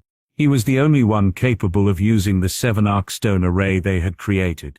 No one else in his group could channel that tremendous amount of energy through their bodies without dying in the process. Even Neville, who was at this point one of the most powerful wizards alive, could only withstand a 3-stone version that Hermione modified for him. Luna always told him that she felt there was something different about him, something that no one else had. He attributed these oddities to being the boy who lived, the chosen one, and all that. He never gave it much thought. He had been an odd one during his entire life after all. But perhaps some of these anomalies were caused by the Hallows. After all, he had been experiencing some of the effects, but they only started to show their true potential the moment he died. Not even Albus Dumbledore could explain how he ended up here, because it was not something caused by mortal magic. The effects of this resurrection had been severe enough to destabilize the entire multiverse and kickstart the collapse of countless timelines, centuries before it should have happened. An anomaly indeed. Only an entity with a level of power comparable to a god could do such a thing. And although until now he didn't truly believe that the entity of death existed, he did know beyond any reasonable doubt that beings of such power do in fact exist. At the very least there are 12 of them. After all, he carries the brand of one of such beings. Perhaps I should consider myself as marked by 2. After all, even though death didn't place any visible brands on his body. He looked at the empty table, where the 3 Hallows had been resting moments ago, and he finally understood something. If death as an entity was real, then there could only exist one. A godlike being such as that would be unaffected by the myriad of timelines and alternate universes being constantly created. And if the Master of Death is some type of chosen one for death, then it stands to reason that it will also be unique. That would at least offer an explanation of why the Hallows had stopped working and lost their power. The cloak lasted a year because that's what a normal invisibility cloak would last, but he was sure that the other ones had lost their power the moment he awoke in this timeline. He was unsure about the exact reason for this occurrence, but it was definitely related to him. "What am I supposed to do with this?" Harry asked. What do you mean? Zeno asked. I mean, I don't know why I was given this thing. Was there a reason behind it, or was it just a coincidence that I ended up fulfilling all the requirements to become this Master of Death? What does that even entail? I can understand your confusion, but I can assure you one thing.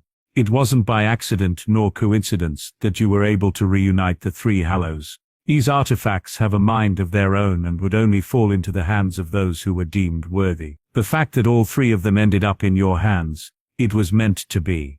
There was no coincidence on that. So I was chosen then. Not that it was the first time this happened, but he did not like the feeling of being controlled or manipulated. He had enough of that already. I suppose you were. Death and destiny always run close to each other, like brother and sister. As for the reason you were chosen, I wouldn't dare to guess, but there must be an important one. I am sure of that. If it wasn't random, that would mean that I was sent to this particular timeline for a reason, Harry concluded. But he didn't have a clue about why, not for now at least. The only thing I can do now is continue with my initial plans. If there is something that this death wants from me, we'll see about that. So, Luna got closer to Harry and gave him an intense look. Does this mean I have to start calling Harry as Master? Please don't. If his sister heard Luna addressing him like that, she was going to draw the wrong conclusions. Harry spent the remainder of the Christmas break at the castle. At least he now had a motive for his recent boost in power. He made good use of his time and worked as much as he could on fine-tuning his magic control. It appears that the failed ritual also had the unintended effect of accelerating his magical maturity. Usually wizards and witches had to wait until their 15th or 16th birthday for that. But at the age of 13, his body had already reached this point. This was truly a blessing. With his magic now completely stable, he will be able to fight at his full potential without fear of suffering some backlash. I wanted to clarify something about what happened in this chapter. Yes, there are many other versions of Harry Potter in the multiverse, who have also acquired all 3 Hallows, like Canon Harry for example. The idea is that among all those different versions of Harry out there, the MC Harry is the first one who dies after becoming a candidate for Master of Death. There could be other Harrys who died before him but did so before collecting all 3 Hallows, and others who collected all 3 Hallows but lived a much longer life. So among all the candidates, the MC was the first one to fulfill all the conditions, and thus was the one chosen. At least that is the idea here. I hope that makes it more clear. Here, try holding the broom like this. It will give you better control when making sharp turns. Harry moved Ginny's hands to a different spot. I see. Ginny tried her best to hide her embarrassment. It's only been 2 days since the students returned to Hogwarts. Harry was giving her a private lesson, and there was barely anyone on the Quidditch field right now. Let's do a real practice. Stay close to the circles, and I will release the golden snitch. Let's see how long it takes you to catch it, he told her. Once she was in position, Harry opened the box and sent the small ball flying. He then stood on the ground and observed her movements from there. She began chasing the snitch and using the method he had taught her to make quick changes of directions. Oh, that's bad. During one of the turns, Ginny put too much weight on the front of the broom and lost her balance. The broom tipped forward at great speed, and Ginny was not able to hold it. She was sent flying in the air and she screamed loudly. Harry casually strolled forward. His wand was ejected from the holster and appeared in his hand. With a smooth motion he used a silent levitation charm on her robes to slow down her fall. Ginny noticed this and calmed down a bit. She glanced at the ground just in time to see Harry waiting for her before catching her in his arms. It looks like you need more practice with that, he said. Harry. Thank you, the red-headed girl said. Don't mention it. Do you want to keep going? Very gently, he let her down to her feet. Yes, if you have time, she said, feeling a bit bashful. It's no issue. I would not have offered otherwise. He had done plenty of training during the break and now he just wanted to rest for a bit. I almost forgot. I haven't said thank you for these. Ginny lifted her hands. She was wearing a pair of Quidditch gloves made of black leather. He had sent these to her for Christmas. They were made of black dragon hide and were nearly indestructible. I'm glad you liked them. I know these are very expensive. My brother Charlie told me that black dragons are nearly extinct, and it is almost impossible to find anything made with those materials. I just got them because I thought they would be useful to you, not because I wanted to give you something excessive. I know, but this and the broom, she said softly. Oh, you knew it was me? Harry asked with interest. Ginny grinned, feeling a bit proud. It wasn't hard. With that note, you are one of the few whom I told about sneaking into the shed to borrow my family brooms. You and Lyra are the only ones with money to buy something like that broom, and Lyra, well, she would never have been able to keep it a secret. I would have found out long before the present arrived. Harry chuckled. That's true, but I think she is trying to work on it. He had not checked on her progress with occlumency for a while. He will have to ask her on the next chance he has. It took him a bit off guard when Ginny leaned forward and gave him a soft hug. So thank you for the gloves and the broom. It was the best gift I have ever received. I'm glad you liked them, but speaking of the broom, Harry pointed in the distance, where the Nimbus 2001 was slowly floating down. It had a safety feature that allowed it to do that, if the rider fell off. You should go fetch it before a gust of wind sends it into the dark forest or something. Ginny saw this and panicked. Come back here. On Saturday most of the school was at the Quidditch field. The first game of the year was about to be played. Gryffindor versus Hufflepuff. How do you think your sister is going to do? Seamus asked Ron. This put him in a bad mood. She has no chance against Cedric Diggory. He is the best seeker in Hogwarts. He could not understand how could they take his little sister as a main player, but he didn't even make it into the reserve. Yes, since Harry quit, but I think Ginny is doing great. She caught the snitch against Slytherin last year. Neville reminded him. That's just because the Slytherin team bloody sucks now. Half their team are reserves, or not even that. Ron huffed. Even so, I think she is a great seeker, Neville insisted. Ron threw him a suspicious look. You are not going after my sister, right? What? No. Neville panicked and became embarrassed. Oh, I smell gossip. Lavender leaned forward. Stop, you are going to fall, Hermione exclaimed. They were sitting on the first row after all. Let her, maybe she'll learn something, Pravati told her. Lyra and Harry were seated together just one row behind. It is rare to see you here. You never come to watch the games, his sister commented. I don't find it fun to just be the spectator, but I made a promise to watch this one, Harry told her. To Ginny, huh? That must be why she looked so happy this morning, Lyra said.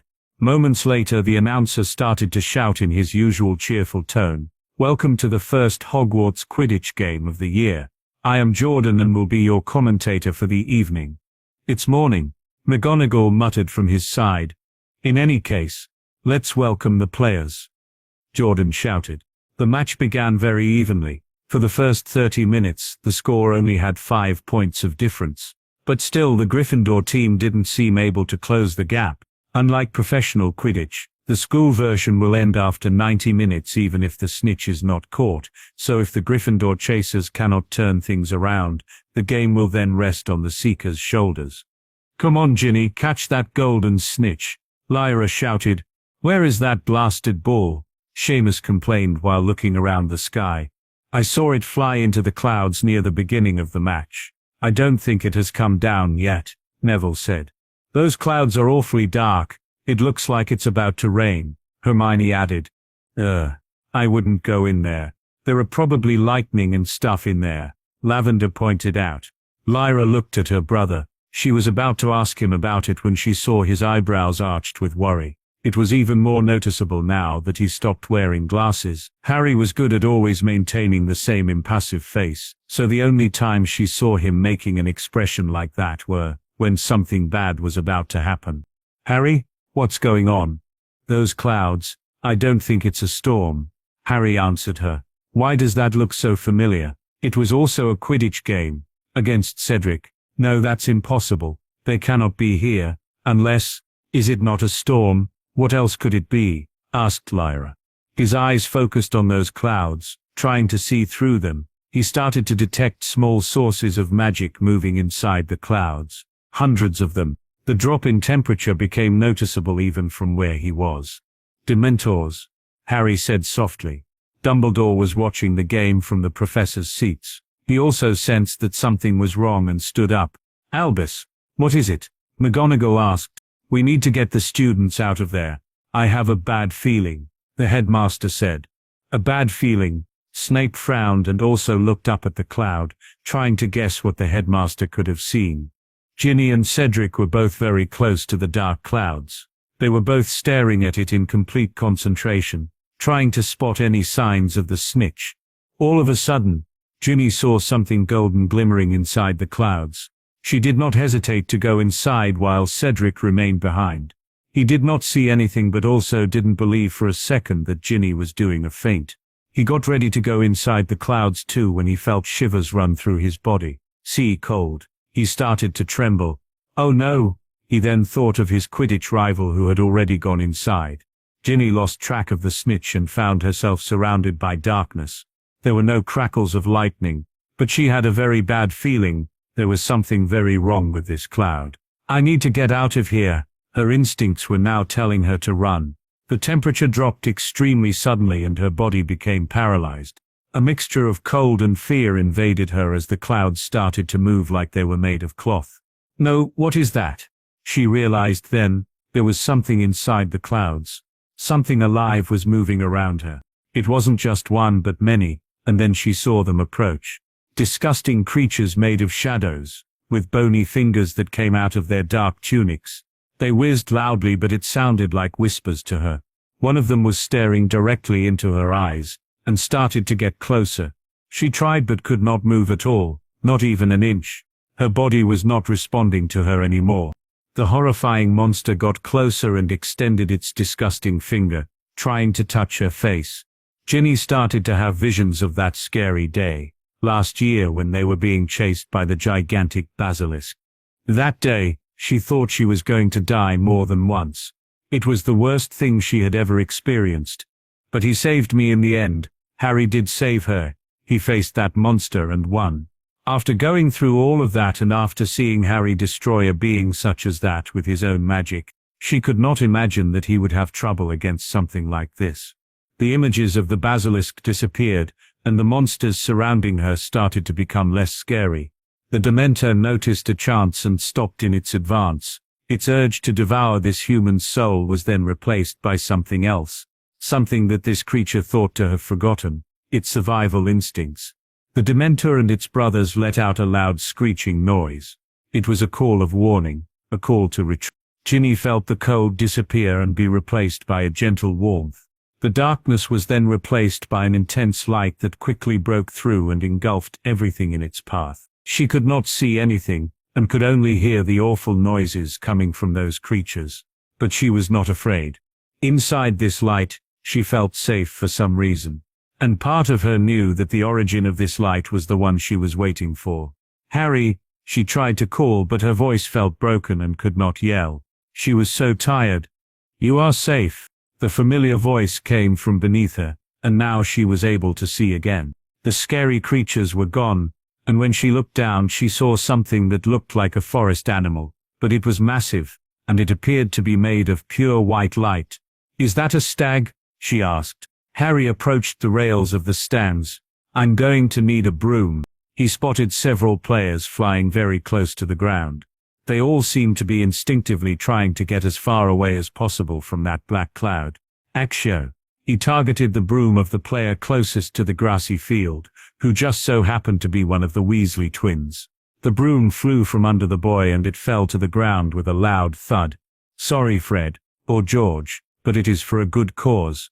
He was sure that the twins wouldn't be too mad with him if they knew he did it to save their little sister. The Weasley broom stopped right in front of him and remained floating in the air. So Harry jumped over the rails and mounted the broom. Harry, what are you doing? Hermione was the first one to call to him. Neville and the rest of his classmates were also looking at him with a mixture of confusion and surprise. Hey, that's my brother's broom, Ron shouted at him while pointing at the broom.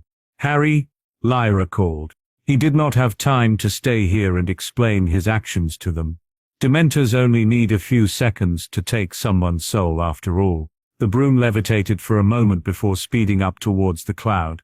He heard some of the players trying to warn him not to go there, but he did not slow down his approach. Harry aimed his wand upwards once he was close enough. Expecto Patronum. A gigantic white stag came into existence and flew directly into the dark clouds with clear orders to follow. Meanwhile, he circled around the mass of Dementors. Despite the massive size of this cloud, Harry could see clearly that all the Dementors were concentrated in the middle, where the cloud was at its darkest. The rest was just a side effect caused by their presence. He was completely confident that his Patronus could handle those low-ranked demons and protect Ginny without issues. But then, if those guys became frightened, they would try to escape by flying everywhere. This would put everyone standing in the immediate vicinity in danger, including his mother and sister.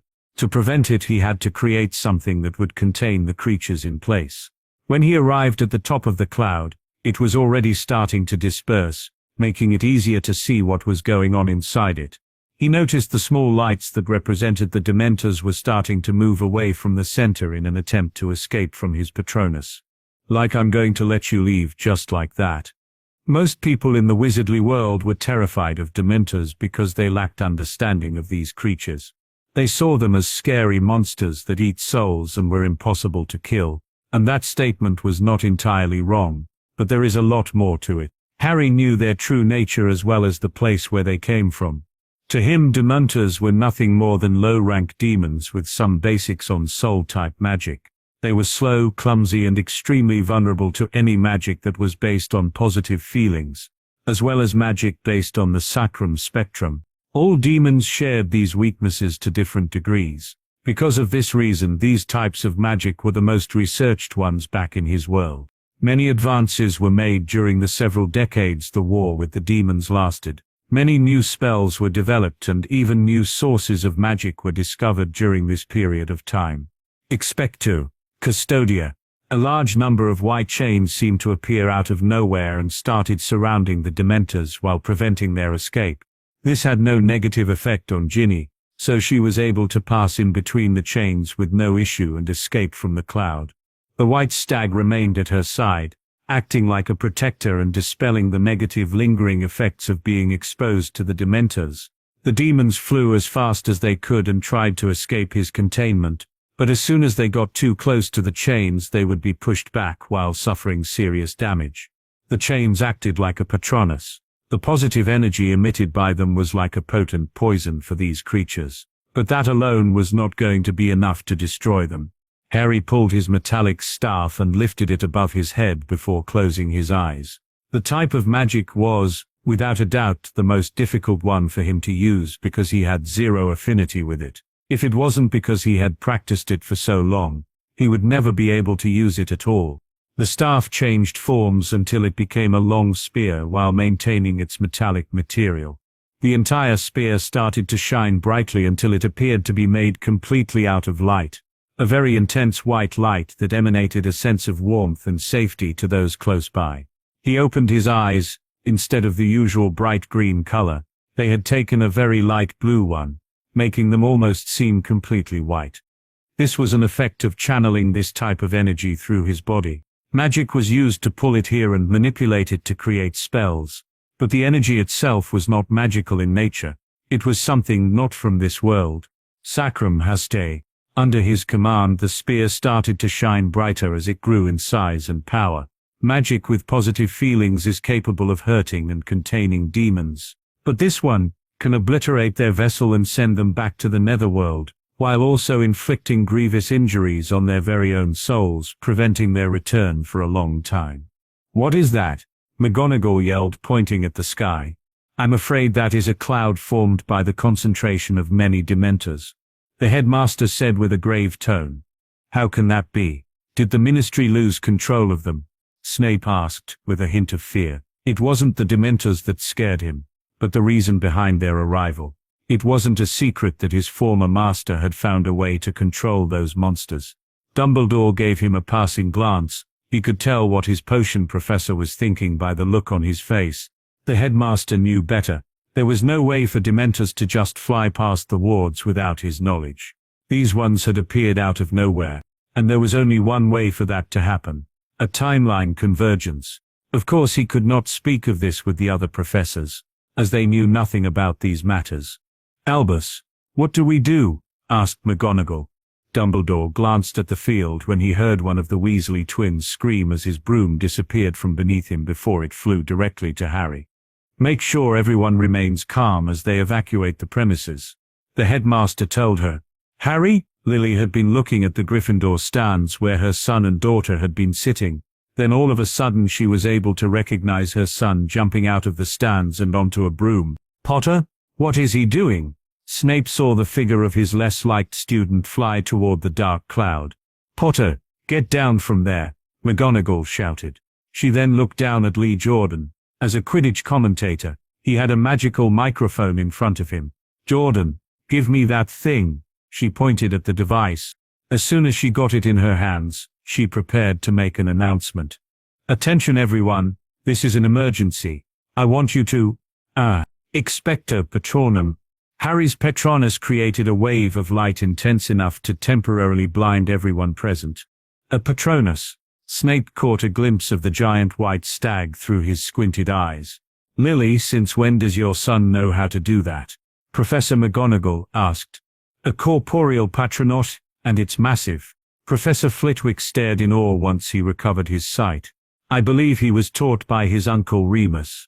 Lily recalled Harry telling them that story about his third year and how he had to learn it because that year Dementors invaded the Quidditch pitch during a game with, what a coincidence. She knew there was something very strange about this.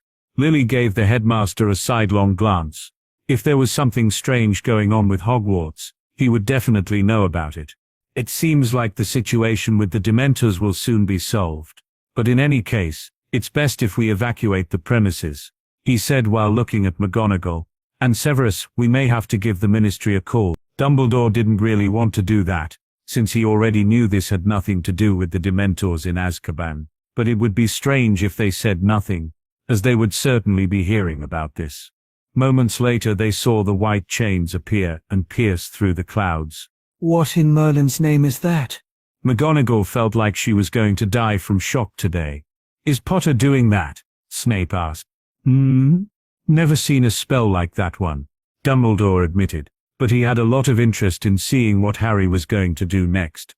That Patronus would have been enough to scare the Dementors away. Dumbledore glanced at Lily. "Oh, I see." He understood why Harry was not allowing them to flee. His family and friends were here. He only knew Harry for less than a year, but could already tell he was very protective of those he cared about. It was one of the reasons he felt at ease with having someone who wielded so much power staying at the school. He was sure that Harry would never put the students in danger for no reason. They then saw the white stag emerge back from the clouds, and right next to it was Ginny flying on her broom. The Gryffindor players saw this and hurried to help her. "Ginny, are you okay?" George shouted. "Where did that thing come from?" Katie Bell asked. "Is it dangerous?" Alicia Spinnet asked. "Don't you know it? That's a Patronus," Angelina Johnson told her. "A Patronus?" Alicia asked. She was in her 5th year and hadn't heard of that spell yet. "She is right, we learned about it last year," said the captain, who was already in his 7th year of school. "Of course, we only learned of its existence. Professor Flitwick didn't expect anyone to actually learn to perform it, although it would give you extra points for the NED. Yeah, it's supposed to be like a super hard spell. I heard it from a friend," Angelina said. "Did Potter actually cast this one? It looks so real," Katie asked. Ginny went to pat the stag and it lowered its head to make it easier for her.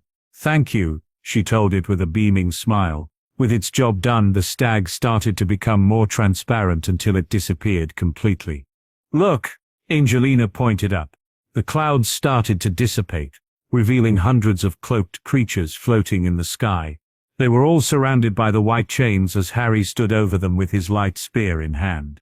Sacrum Hoste. The moment it reached the center of the group, the spear of light exploded. This explosion released thousands upon thousands of light particles that traveled everywhere, faster than any bullet. They were completely harmless to most living beings, but for demons like these Dementors, it was the most deadly of all substances. Just being touched by a couple of those light bullets was enough to send them back to the netherworld.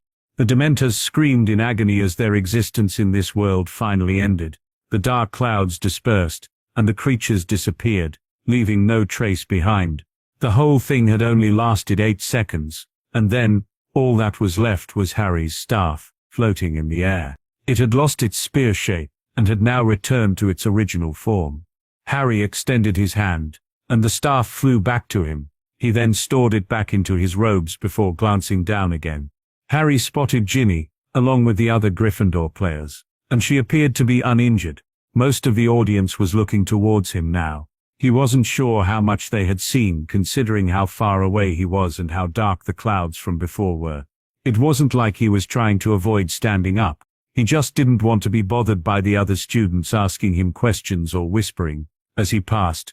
"I kinda wish there was a way to pin this one on Neville, but that doesn't appear to be a possibility. Oh well." He tipped the broom forward and made it descend as fast as it could go. He stopped for a moment next to Ginny to make sure she was not suffering from any after effects. But it appeared that his Patronus did a good job. She thanked him with a wide smile for saving her. "Make sure to remind your brother Fred of that. I'd rather not be pranked for taking his broom," Harry told her. "Why would I do that?" asked Fred, while floating around him. "Ah," George then. Harry shrugged and went back to the ground level and noticed that the other twin was not there anymore. He was taken to the infirmary, Oliver told him. "It wasn't serious. I think he just twisted an ankle," he added. "Then, give this back to him." Harry handed the broom, and walked out of the stadium. He would rather not stay for the questions. "I just need to ask you a few questions, Mr. Potter," the Aurora requested. "Of course, Mr. Dawlish." Harry was sitting on a large couch. Next to him was his mother, and on the other side was Dumbledore. He had already been expecting to be called by an Auror or someone from the ministry after what happened with the Dementors, but they didn't even wait until the next day. That same day in the late afternoon he was asked to the headmaster's office where Auror Dawlish, the minister, and Lord Parkinson were waiting for him. Along with the headmaster, McGonagall had wanted to attend as the head of his house, but after being denied she informed Lily of the meeting, and since they could not deny his mother's presence she was allowed to attend this meeting too. Auror Dawlish smiled at Harry. "So you remember me? I wasn't sure you would." He looked at Lily, and his eyes flinched as an involuntary gesture after seeing her upset expression. "Hello, Lily. It's good to see you again." "You too, John. But I would like to know why my husband is not here. I'm sure he would have been interested in attending since the subject of this visit was Harry." Dawlish made a troubled face. "He did, but..." That would not have been appropriate, considering the subject of this interrogation is, as you said, his son Lord Parkinson, interrupted the aura. Is that what this is? An interrogation? Lily raised her voice. No, of course not. The minister was quick to interject. Perseus, please, control your manners. Lord Parkinson kept his frown, but did not say anything else. The minister then turned to look at Harry with a warm smile on his face. Master Potter, I assure you as Minister of Magic that you are not in any kind of trouble. If anything, from what we have heard, you are nothing short of a hero. Now then, Dumbledore also joined the conversation. If we can make this brief, I'm sure Mr. Potter is very tired and he has classes tomorrow. Yes. The minister gave the Aurora a sidelong glance. We just want to clarify the situation that occurred today. Aurora Dawlish will be asking you a few questions. We will try to keep it short. Harry, you don't have to answer anything if you don't want to, okay? Lily said to her son. It's okay, Mom. Let's see what they have to ask first. If there is anything that can help the ministry, I'll do what I can. Harry could take a guess as to why the minister was so desperate for answers. The press was likely pressuring him for an explanation of how a group of Dementors who are supposed to be kept under tight control by the ministry ended up attacking a school. If he can't come up with anything good, he will not be able to keep his position for much longer. Lord Parkinson's face did not show any changes, but Harry could already imagine what he was thinking about. It seems like this event has given Parkinson a great opportunity. If things go his way, he may become the next Minister of Magic before the end of the school year. Now, Mr. Potter, Harry, you may call me by my name. After all, you are a close friend of my father. It would be weird for you to refer to me as Mr. Harry told him.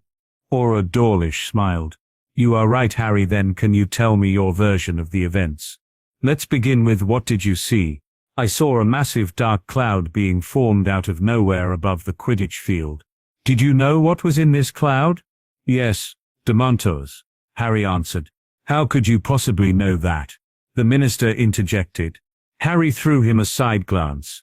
Even my little sister could tell that the cloud was very abnormal. I just happened to have read about those creatures. Dark clouds and a descent of temperature are a clear sign of their presence.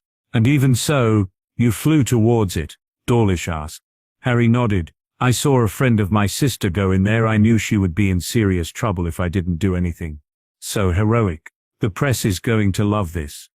The minister grinned. He hoped this story would take attention away from him and the ministry.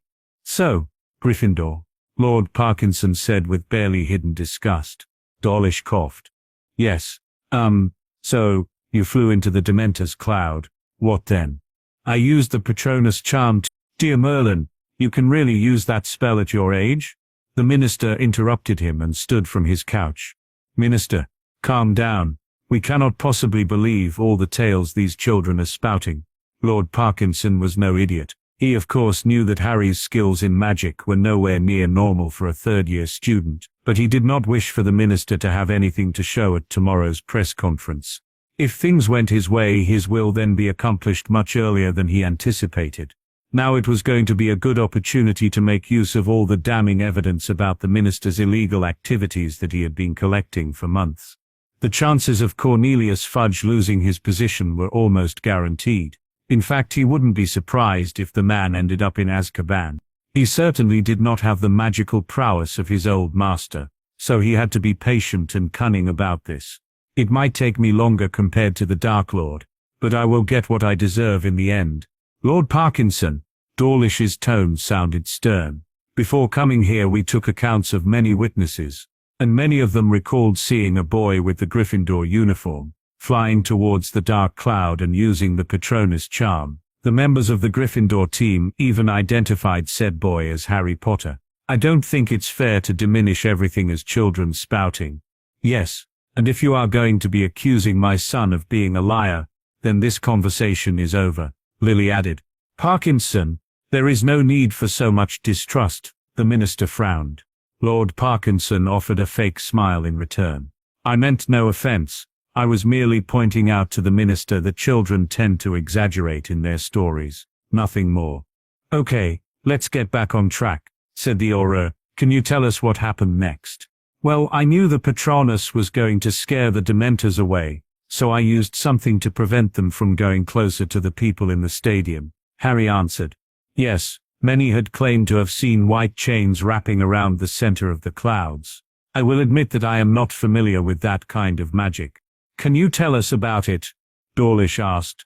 The minister leaned forward, and even Lord Parkinson could not hide his interest in learning more about an unknown magic. I can't say much about that. It is Potter family magic, Harry revealed.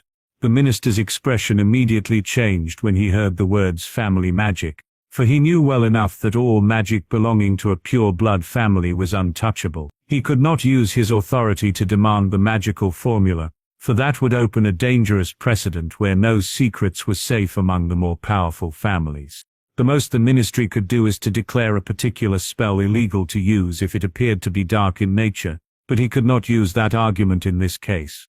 The minister moved his eyes to Lily, who had to do her best to hide her surprise. She was not familiar with that spell either, but she was sure it did not come from the Potter's grimoire because they didn't have one. Lady Potter, perhaps we can discuss this. The minister knew he could not press the issue too much, so he was as polite as possible. I will speak with my husband about this. I can't make a decision by myself. I'm sure that Dinisir understands, she said before giving her son a glance. I see, thank you. The minister sighed in defeat. Even if he can convince Lord Potter, it will likely be too late to solve his current situation. Harry had nothing else to add. It wasn't like he wanted to keep the patroness chains as a secret. After all, he had no right to do so. This was a piece of magic that had been created by the combined efforts of several wizards and witches to help humanity. All he did was learn it. Had the minister been a more trustworthy man, or at least a competent one, he would have passed it on to him, the magical formula. Perhaps I could send it to Madame Bones. He had only met her once, but she appeared to be very similar to the one he knew. Moving on, Aura Dawlish knew there was no point in continuing to discuss that family magic. What about the flash of light that appeared afterward? The Dementors were nowhere to be seen once the light went out. What was that? Harry considered his answer for a moment. He could not tell them about the existence of the Sacrum Spectrum. Even if he wanted to, he didn't completely understand it himself. The Muggles were the ones who discovered its existence and also the ones who named it. Wizards then created a way to bring this energy into our realm by the use of a modified summoning charm, so it could be employed to power spells, instead of normal magic. Just another Patronus, he ended up saying. What? The minister could not help but exclaim. That could not have been just a Patronus, Mr. Potter. There had to be more to it. The minister insisted. Harry could feel the suspicious glances from everyone in the room, but he cared little for that right now. They will have to take whatever answer he gives them. The light, people have described it to us. It appears too strong for a simple Patronus, Dawlish commented. Lord Parkinson also wanted to know more, but Harry not giving the minister any satisfactory answer was going to be good for him in the end, so he remained silent. I never said it was a simple one. You can put a lot of extra magic when creating the Patronus. It's not just about positive emotions. You can also change its size and shape, Harry explained. That should not be possible. The Patronus shape is determined by. Harry's wand was ejected from its holster and appeared in his hand. Expecto Patronum. A flash of light was shot out of his wand, startling the three men in the process. Dawlish had also called his wand by pure instinct after the sudden spell being cast. Lord Parkinson's eyes had become a lot sharper, and his hand was already inside his robes. And the minister spilled all the tea after kicking the table during his moment of shock. Sorry about that. I thought that a demonstration would be quicker. Harry extended his left hand and a small white bird landed on it. The witness claimed to have seen something resembling a deer or a stag. Dawlish observed the little bird with attention. As I said before, I can change the shape and size of my Patronus. Is that an eagle? The minister asked. It's an owl. Her name is Hedwig, Harry answered. She is beautiful. Lily got her face closer to see it better. She was, Harry said softly. Albus, the minister addressed the headmaster. How come we haven't heard anything about such a talented student before? We like to give our students their privacy. If fame is what they want, then it is up to them to search for it. Dumbledore glanced at Harry. Mr. Potter here. He values his privacy. Fudge frowned. And what about the boy who lived? How is he doing? I heard many rumors about him having some incredible dormant powers or something. How is that going? Maybe I can at least bring some positive news about that boy instead. The minister had to admit that he expected more from Longbottom. Had he been more brilliant, he could use him to further his career. Still dormant, I'm afraid, Dumbledore said. The minister clenched his teeth and cursed something to himself. Well, for my part, I have found Harry's answer satisfactory. Dawlish looked at his side. Minister? Yeah? Yes. Quite satisfactory, the minister said. He didn't truly believe that. So far he had found nothing that could help him. Perhaps if he could trade something for that Potter family spell, but currently the minister had not much gold to offer. Since Malfoy's death, his pockets have been a lot emptier. He gets some donations from Parkinson, and a few other lords, of course, but they are nowhere near as rich as Malfoy had been. If there is nothing else to discuss, shall we end it here? Lord Parkinson suggested. The minister threw him a nasty glare. How can he say that? They needed to get something. Oh wait, there is a very important detail missing. Perhaps Mr. Potter can clarify it for us. What happened to the Dementors? They must have flown away. What other explanation is there? Dawlish concluded. After all, it is a known fact that Dementors are impossible to kill. No matter how potent Harry's Patronus had been, it would not have destroyed them. Yes, but where? They all claim to have seen those creatures disappear. Where did they go? Mr. Potter, the minister asked. At this point his best chance was to at least find those Dementors. He had already checked with the guards stationed at Azkaban, so he was sure they did not come from the prison. But the ministry had claimed repeatedly to have full control over the Dementor population. The minister himself had very recently stood before several reporters and sworn to them that everything was under control. Once some rumors about Dementors sneaking into nearby villages in order to feed on the Muggles. They are going to say it was my fault now, he cursed. Then, glanced at the young boy with expectant eyes. So, Mr. Potter, where did they go? I'm afraid I will have to disappoint you there, Minister. I only saw them ascending higher into the air. I did not see where they went after that. Harry told him. There was no way he could explain they were dead. And yes, he knew this was going to make the minister look bad, but for the most part Minister Fudge was really good at doing that by himself. I see, he said with disappointment, but then he looked at Dumbledore. And where were you during all this commotion? I was making sure the rest of the students were able to evacuate the premises safely. The headmaster glanced at Harry. When I saw Mr. Potter's powerful Patronus, I knew that no further action was going to be required to force the Dementors away from the field. The old man's eyes became sharp as he moved them back to the minister. Are you looking for someone to take the blame, Cornelius? The minister became flushed. That was exactly what he was doing. I am not doing such a thing. He then stood up. Let's go. This meeting is over. He gave Harry and his mother a polite nod. Mr. Potter, Lady Potter, it was a pleasure to meet you. Dawlish and Lord Parkinson also stood up. Lord Parkinson left right behind the minister without saying a word. The aura glanced at them. Well then, I'll take my leave. I'm sorry about the bother, Lily. You know how those things are. He'll inform James that everything went well. Is okay. Thank you, John, said Lily. Once the door closed, Lily spoke again. Was any of that true? She asked him. Some of it was, Harry said. The second spell, those chains gave out a similar feeling to a Patronus, said Dumbledore. Did you create a variation? Expector Custodia. It uses the same principle, different forming. I can write it down for you.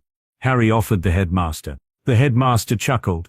This old man has learned enough already, but I appreciate the offer. You should, however, remember to pass down your knowledge for future generations. It would be a shame if all of that wonderful magic got lost. After all, no one lives forever. I'll keep it in mind, Harry said. Hey, my son is still young. He is not going anywhere. He can pass everything down to my grandchildren. Isn't that right? Lily told him with a warm grin on her face. Of course, he hated lying to her.